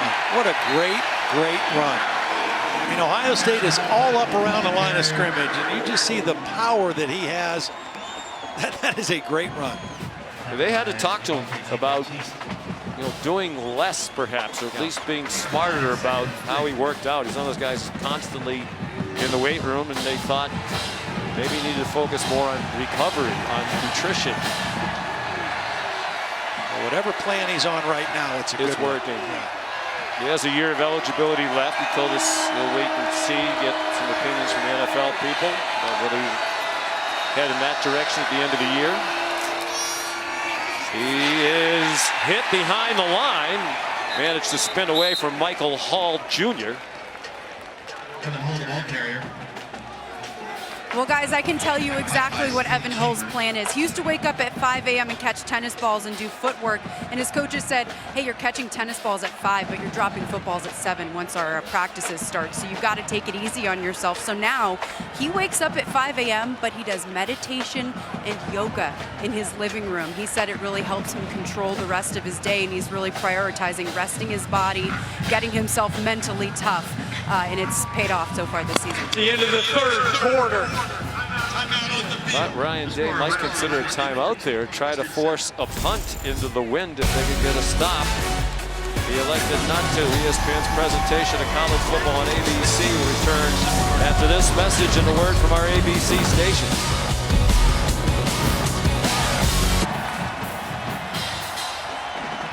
To the fourth quarter we go here in Evanston. Ohio State leading 14-7. All the points scored with the wind. It's Northwestern's turn with the wind at their backs for the first time since the first quarter. And a big play to start the fourth quarter. 3rd down and 2.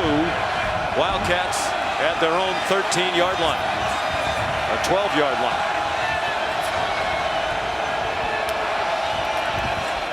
Sullivan keeps it again. That's worked very well. Brendan Sullivan all the way out to the 27-yard line. Javante Jean-Baptiste made the tackle. Well, he does a nice job of getting upfield and then watch him protect the football at the end. Gets both arms on the football. Really heads up play by the quarterback.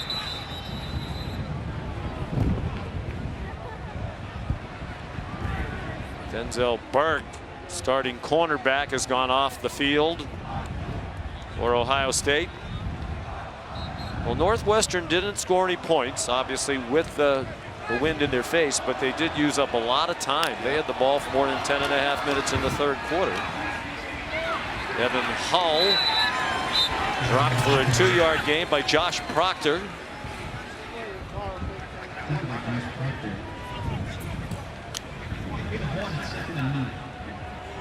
Again, from a game management standpoint, Northwestern has done everything right. They're still trailing right now. I don't think you can win this game if Brendan Sullivan doesn't make some throws and some plays in the passing game. He's only attempted 7 passes. Completed 6 of them. They've thrown for only 40 yards. They gave it to Hull again. They did say they'd go at a more brisk pace with the wind at their backs. But a little deliberate here in a close game now. 3rd down and 8. They've outgained Ohio State for the game. 224 to 195.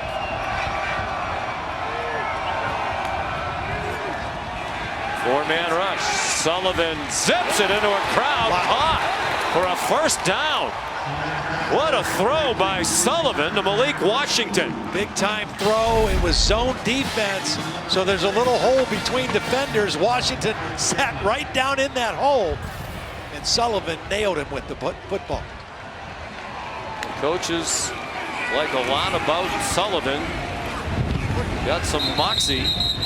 Evan Hull for a yard, and that's all. Steel Chambers, Jerron Cage on the stop for Ohio State.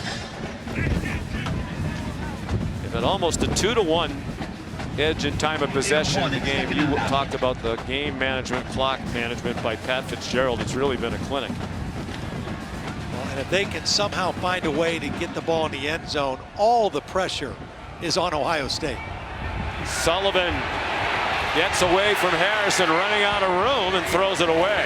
Good job getting rid of the football. You don't want to take a loss here. You got to stay ahead of the chains or manageable. 3rd down and 9 is still hard against this Ohio State defense, especially with the guys they have that can rush the passer. But it's better than 3rd, 15, or 16. Denzel Burke is back in the game for Ohio State. Second-year starter at cornerback out of Phoenix. 3rd down and a long 8. Better block that guy. Both Hull and Porter in the game now. Sullivan gets away from Harrison.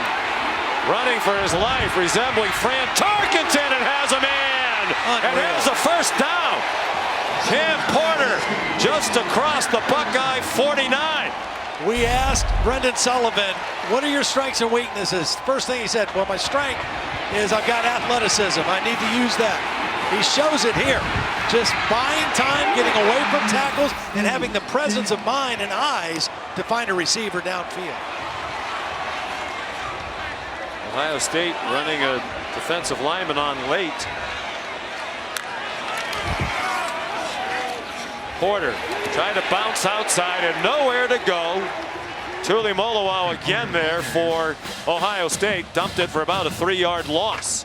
We showed you the plays he made last week. Just amazing plays. But this is a great play against run. Stands up the right tackle with one arm, makes the tackle with the other arm. He's unbelievable. He's a sophomore. He was one of the most highly recruited guys in the country out of Seattle. And he's played great all year. But last week, it was just otherworldly stuff. He did. Wins Penn State. You want every award you can win. There's Malik Washington. Swung down at the 46-yard line. So it'll be 3rd down and 8. They've converted a couple of 3rd downs. Tommy Eichenberg made the tackle. Malik Washington has come up big with a couple catches. 2 backs in the ball game now. He's their playmaker at wide receiver.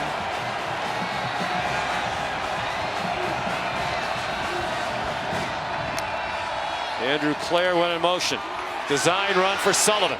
Needs the 38 and lunges very close to it. Looks like they're going to mark it just short. Line judge Jeff Zink with a very important spot. And they're going to measure it, I believe. Officials timeout for measurement. You can see why the Wildcat coaches and his teammates like Brendan Sullivan. He is a gamer. He is, you know, and I mentioned, we asked about his strengths and weaknesses. He said his strength was his athleticism. His weakness is his eyes. He needed to get better with his eyes, and he has been better today. I mean, he has kept his eyes downfield. He's found open receivers. He's seen running lanes. I think this has been a really strong performance for him against one of the best teams in the country. Important measurement. He got the 1st down. You know, we visited with him yesterday. Came into the meeting room. He had a pair of shorts on. He had a tattoo on his left thigh, and it said "Believe." It had the ribbon of breast cancer. You asked him about it, and he said his mom, Jen, is a breast cancer survivor.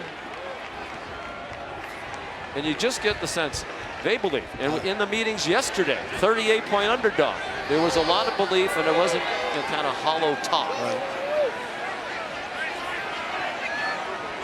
He's on the sideline now, back to that heavy personnel, 13 personnel, and Wildcat formation. Porter got swung around. Some of the Wildcat fans thought that was a face mask. It was not.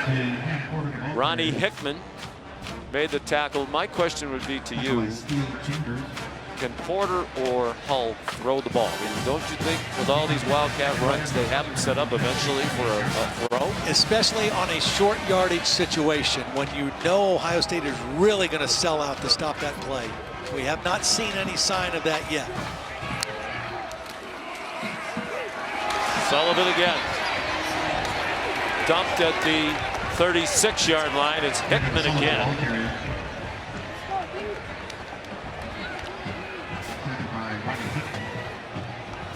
You mentioned Ronnie Hickman was the team's leading tackler a year ago in a different defensive scheme, and he is picking up the same way this year.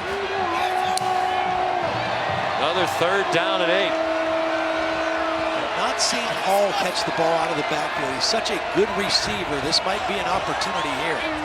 4 for 4 on the drive on 3rd down, 6 out of 8 this half. Hull State in the block, quick throw, and it's dropped. Jensen Hooper Price had the ball go off his hands. Might not have been enough for the 1st down. Now he was looking at the defender. I mean, this is a good throw. He has it, but he took his eyes off it at the last minute to see where the defender, Denzel Burke, was. It may not have been the 1st down, but it would have made 4th down a whole lot easier. Yeah, he would have been about 3 yards short if Burke had tackled him right on the catch. Now 4th down and 8. Sullivan, man open, and he missed him. Looking for Donnie Navarro. And a bit too much on the throw. He had him. He had protection. The receiver had separation. And the ball just too far inside. Watch the route. Little in route. He's got separation. Sullivan can't hit him with the football. They're 0 for 3 on 4th down today. In studio, Boog and Kevin, time now for our AT&T countdown to the CFP National Championship. TCU, Boog, Kendre Miller. Yeah, a little tough, a little physicality there. Normally it's Max Duggan. This time we run it up the middle. It's a close one in Fort Worth. TCU up by 3, Sean. All right, surprisingly close here as well. Kevin, Ryan Williams, the ball carrier on 1st down for Ohio State. Took a hard hit from Rod Hurd as he got knocked out of bounds near side of the 41-yard line. C.J. Stroud on this very windy day completed 40% of his passes, 10 out of 25, and 76 yards.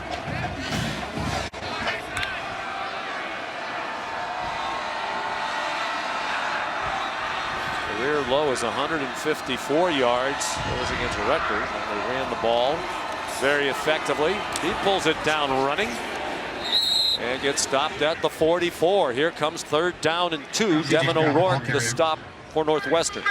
Second time in this ballgame we've seen a quarterback design run for C.J. Stroud. One was a huge conversion on 4th down. That time they tried to run a little power, quarterback power, came up short.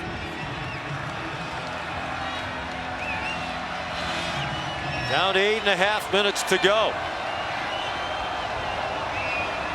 Williams, the running back. That looked like a busted play. Stroud in trouble. Dumps it over the middle, and a diving attempt and an incomplete pass. Marvin Harrison couldn't catch it. That was a weird looking play right after Stroud took the snap. I don't think it was a busted play. I just think it was a great play by Adibari. Number 99 was right there. It was play action all the way. But Adibari was right in the face of C.J. Stroud immediately. And look at him just mirroring him. He's not trying to go tackle him. He's just trying to stay right in his face and affect the throw, which he did. Donnie Navarro back for the punt by Mirko. He's at a 77 and a 64-yarder with the wind. That's an excellent kick with the ability to keep it low into the wind.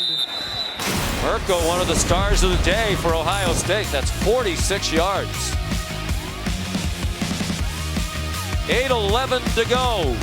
Still a 7-point lead for number 2 Ohio State.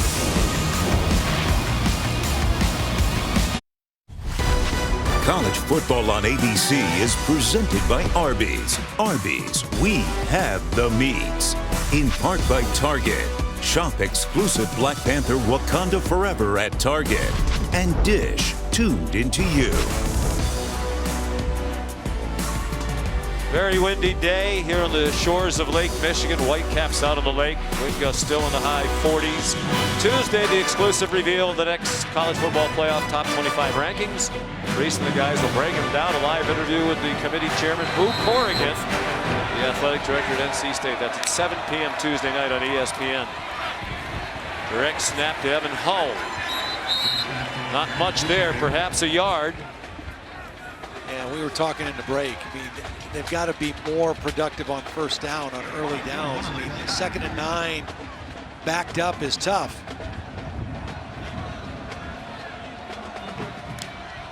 Hull up to 27 carries. He takes the handoff this time from Brendan Sullivan.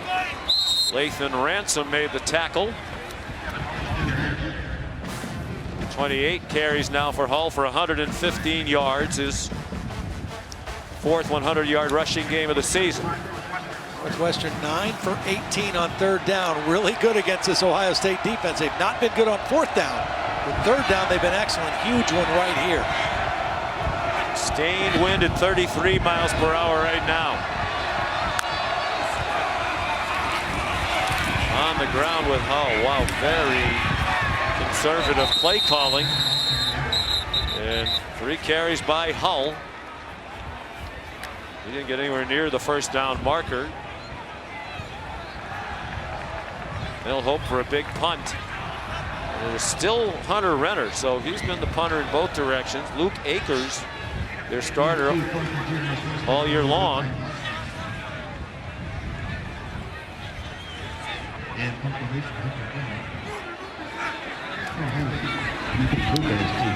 Not a good punt. Did not take advantage of the wind. You wonder if there's something wrong with Akers. Did not take advantage of the wind, but got a good bounce, and it's a 45-yard punt with no return. The Buckeyes sluggish all day, and they get a little breathing room.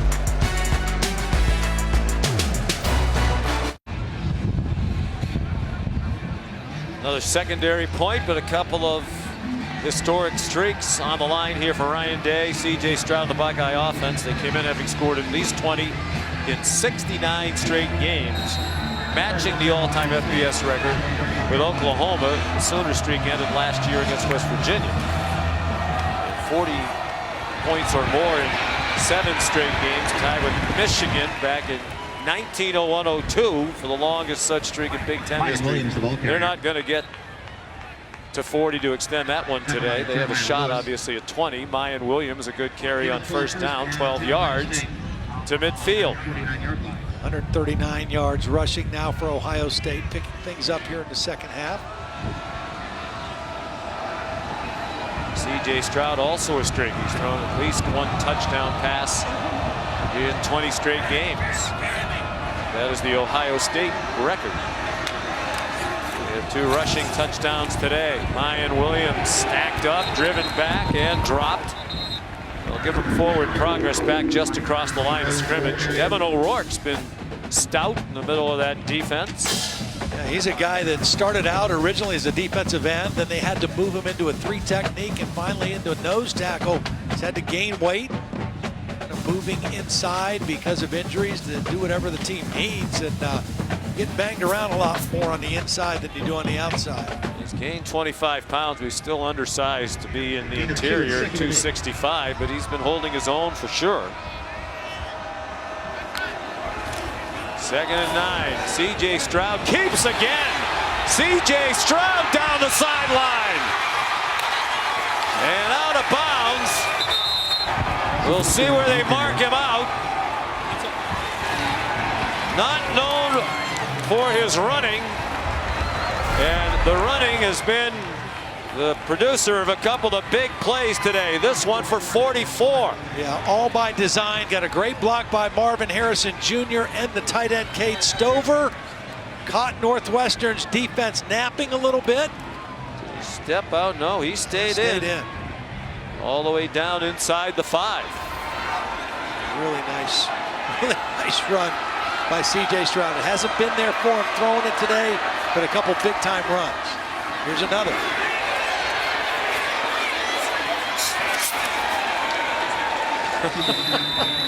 Well, who would have thought when the day started their best play would be C.J. Stroud running the ball. He had -4 yards rushing for the season entering today. And he has more yards rushing than he does passing right now. Unbelievable. The odds against that would have been astronomical, even with the wind gusts near 50 miles per hour. He has rushed for 79 and thrown for 76. There you see the blocks in front. Again, Northwestern defense not expecting the quarterback to keep the football. Ryan Day at this point doing anything he can do to just escape and get out of here and get back to Columbus with a win. Yeah, this is survive in advance. It is, absolutely. 79 yards, far and away his career high. The previous was 48.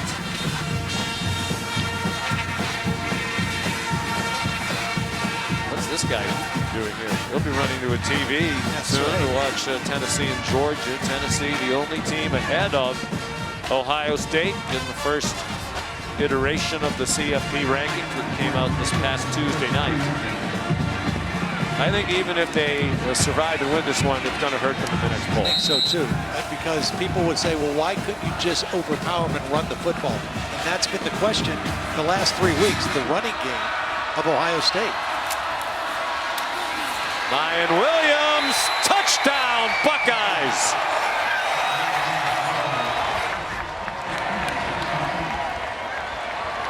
His second of the game, 12th rushing touchdown of the season. A beautiful job by Mitch Rossi, the fullback. Watch number 34 lead the way right up into the hole. Mayan Williams gets right on his hip, takes it into the end zone. It took a while, but the running game has shown up. First score by either team in this direction. And Noah Ruggles will try to add the extra point. So they do set the record for consecutive games of 20-plus points. All by themselves. 70 in a row for Ohio State. But a real struggle to get to 21. C.J. Stroud. Are you ready? Turned into Michael Vick before our very eyes this afternoon. A bizarre day in so many ways here in Evanston, Illinois, including those numbers for C.J. Stroud, obviously dictated by the high winds. Passing yardage by far a career low. Rushing yards far and away a career high. Neither team's had a pass play today longer than 15 yards. Exactly reminiscent of J.T. Barrett or Braxton Miller, even all the way back to Rex Kern, but very effective. Little squib kick. Northwestern will start with a good field position at the 43-yard line after the play by Declan Carr. Here's Kevin Negandhi. Sean, let's update you in the ACC, number 17, North Carolina. Getting some breathing room here. Drake made a Elijah Green book. Yeah, lost a little pump fake, nothing there, and he threw it to the other side, and running back made a play, Kev. North Carolina trying to pull away a little bit. Up by 10 with under 4 minutes to go on the ACC Network. Coming your way on ABC in 25 minutes. Sean Clifford and Penn State on the road in Bloomington against Indiana. Back to you. All right, gentlemen, thank you. They have to sling it now. Brendan Sullivan on target. Malik Washington to the Ohio State 45-yard line, taken down by Josh Proctor. 2 punts, stopped twice on 4th downs. They haven't scored since the middle of the first quarter. Sullivan dropped the snap. That threw the play off. And as he's done all day, battles to get back across the line of scrimmage, taken down by Ty Hamilton. He took a good shot at the end of that play, too. He is very woozy and slow getting up. You mentioned he dropped the snap. He did what he needed to do, try to get the ball forward, but he took a real shot at the end of the play. He still looks like he's in distress. Right here.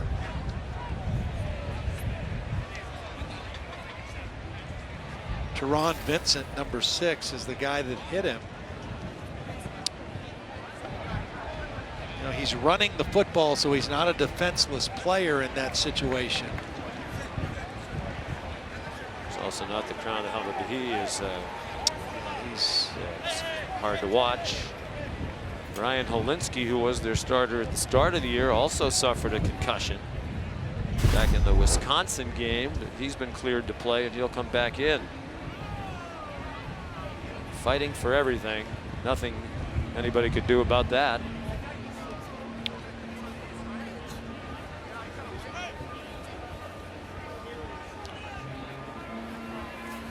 Brendan Sullivan, 10 out of 14 passing for 79 yards.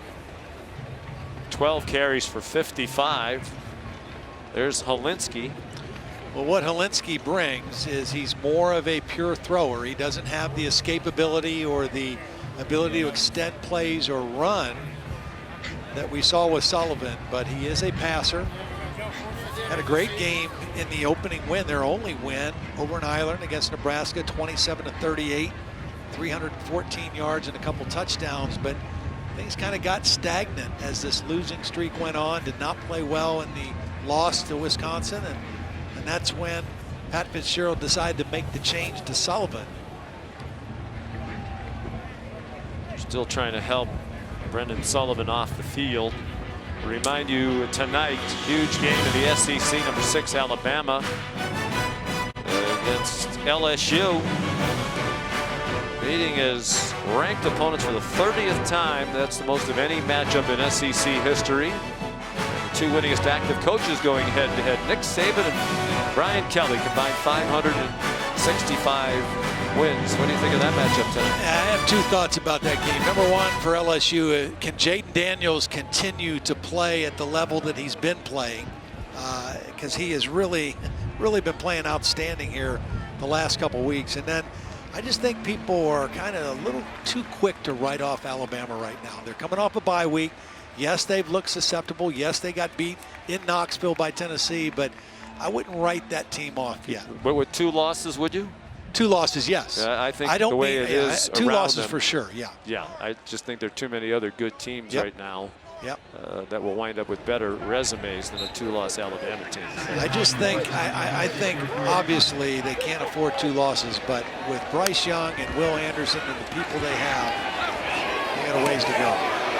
Walensky's first pass intended for Donnie Navarro. Ryan's a transfer from South Carolina, and he got greeted very rudely by Michael Hall Jr. right up the middle. Of course, Ohio State expecting all pass now. They'll run their stunts in their games on the inside. Michael Hall is an interesting guy. I mean, he makes a lot of productive plays without a lot of snaps. When he's on the field, good things happen. Yeah, he's listed as a backup. It came in their team leader in sacks and tackles for loss. He had 2.5 sacks in their win at Michigan State. Walensky fires for Jacob Gill, incomplete. And it's 4th down and 9, really the last chance here for Northwestern, down by 2 scores, running out of time.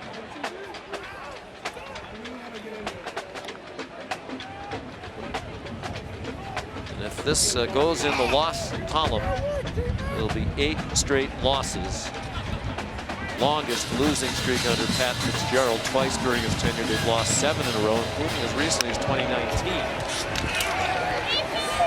Walensky behind his intended receiver, Gill, and Ohio State will take over on downs for the 4th time. Last time Northwestern has lost 8 in a row, you have to go all the way back to 2001 and 02. They lost the last 6 games in 2001 and the first 2 the following year. Pre-Pat Fitzgerald as head coach. Back in the time of the great Randy Walker. Still remembered with so much endearment and respect. So many of his fingerprints still on this program. Died tragically of a heart attack. And Kevin Wilson is the offensive coordinator for Ohio State. Spent 12 years with Randy Walker. Talked quite emotionally during our visit the other day about what a great man and coach he was. Kevin Wilson say great memories of Northwestern. Just the cost of living a little high in this neighborhood. Mayan Williams, the ball carrier. They were together 12 years. Northwestern. He and Randy Walker to Miami of Ohio, and then here to Northwestern. I thought Randy Walker's widow, Tammy, had a great quote in one of the articles I read. She said that Gary Barnett was the person, the coach, who made people believe it could be done at Northwestern, and then Randy Walker made it consistent. Yep. Built on it. Well, they developed and evolved into an offense more by necessity than design, but it was a spread offense that was built to run. It was a spread to run. Power spread. Yeah, and so some teams use the spread, like Joe Tiller at Purdue, to throw the football. But they use the spread to run here a lot similar to what Rich Rodriguez did in some of the places he's been. And they led the Big Ten in rushing in 2000, which that was almost unheard of for Northwestern to do. And they were Big Ten co-champs under Coach Walker then. That's the last time they won the Big Ten title.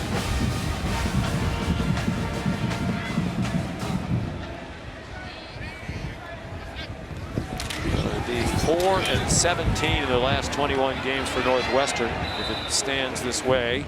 Mayan Williams, the ball carrier. 22 carries for him now, a career high. 97 yards rushing, 4.4 per carry. A lot of people talking about looking ahead to possibility of undefeated Ohio State, undefeated Michigan. We've seen those two teams back to back, and they both have work to do between now and then. If they get a weather day like this, and you had to run the ball, you'd think Michigan has a much better chance to do it, even though Ohio State started to pile up numbers here. Yeah, they've got 197 yards rushing right now, but it was not easy at any point in the game for them to run the football, and the quarterback runs really kind of made the difference. Yeah, skewed really the numbers, but they all count. When they were leaning on the traditional types of runs, they've done it in spurts. I think Williams is wearing down this Northwestern defense a bit here as well. Powerful runner. But I think as these guys, and certainly they've got games to play before Michigan, but as you get to that point, the difference in the Michigan-Ohio State game a year ago was Michigan was a more physical team at the line of scrimmage. Both on offense and defense, they won the game at the line of scrimmage with their physicality. And I think that's where Ohio State now wants to say, okay, we've got to build towards that. We know what we can do throwing the football. Today was a goofy weather day, but we need to get that balance of physical run game, and that'll make us even better. And they certainly have the potential to do that with the backs they have, with the alignment they have. Just been a little bit tough the last couple weeks. Would you be concerned if you're an Ohio State fan? Northwestern ran for 200 yards today on a day when you knew that they had to run the football. Here's a look at the rankings. Obviously, a lot will be decided by what happens in Athens coming up in just a few minutes. Well, I think the game in Athens is huge, and I really think the game at Notre Dame is big because Clemson, if they get by Notre Dame tonight, it's going to be hard for me not to see them finish the year undefeated. And if you're an undefeated ACC champ, it's going to be tough to keep them out of the playoffs. Clemson, after going to Notre Dame tonight, has Louisville, Miami, and South Carolina all at home. Yep.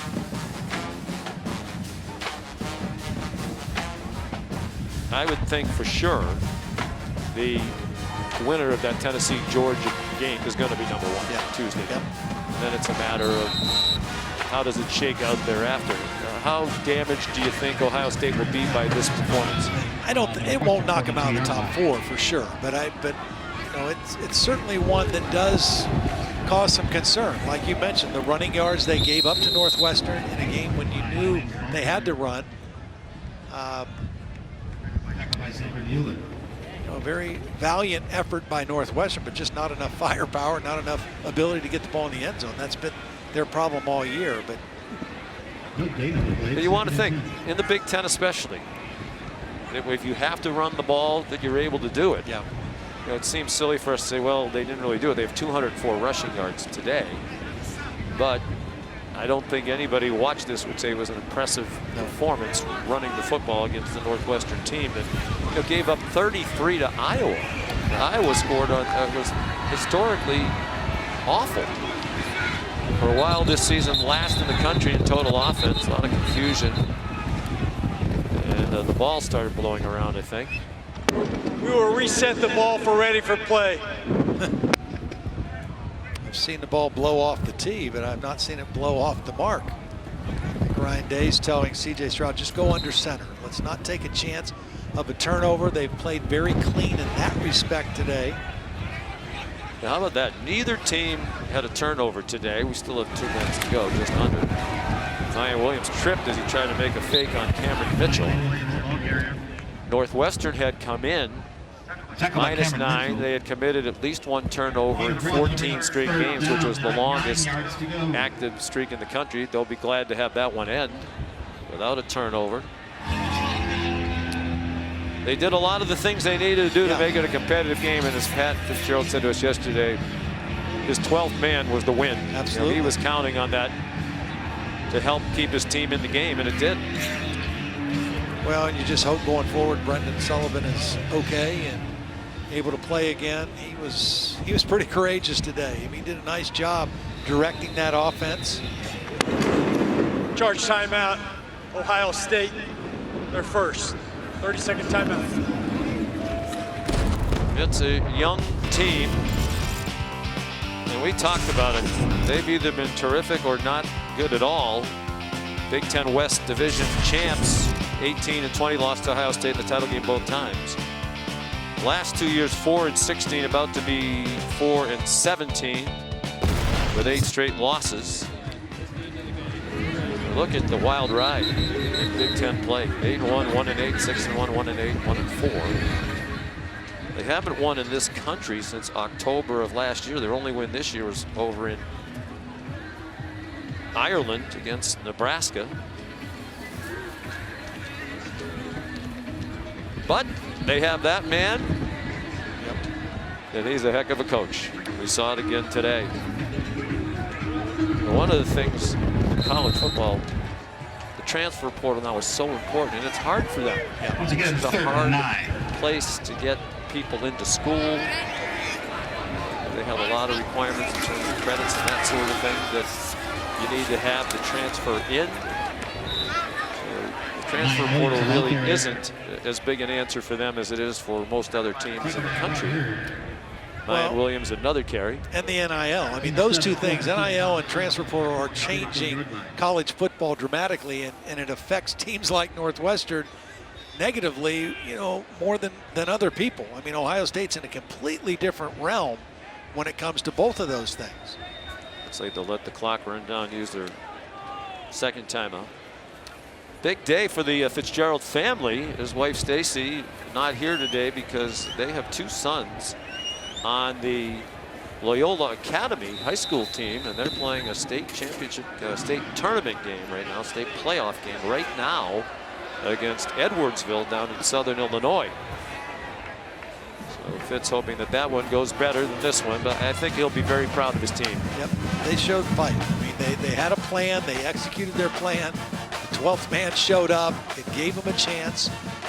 But Ohio State is, you know, I mean, they're the better team. They're the better team coming in. Northwestern fought them, they made them earn it. And now Ohio State will go back and get ready for Indiana. Yeah, they'll be heavily favored in the next 2. At Maryland is not going to be easy. That's an improving Terrapin football program under Mike Locksley. And then, of course, the big one in Columbus against Michigan. Michigan has Rutgers tonight in New Jersey, then at home for Nebraska and Illinois.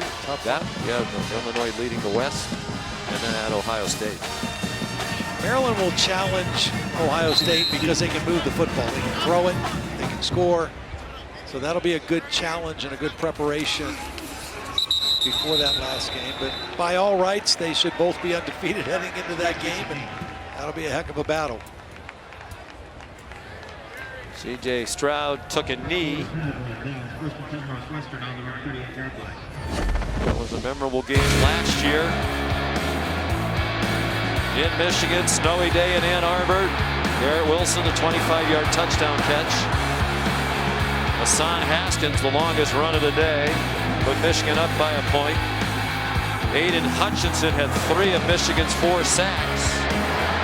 Haskins ran for 5 touchdowns, tying the school record most ever against the Buckeyes. And Michigan ended that 8-year losing streak against the Buckeyes. Went on and won the Big Ten title, played in the college football playoff.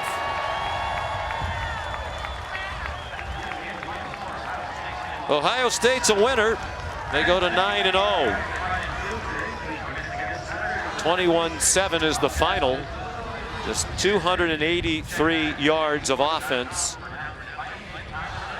for the Ohio State Buckeyes.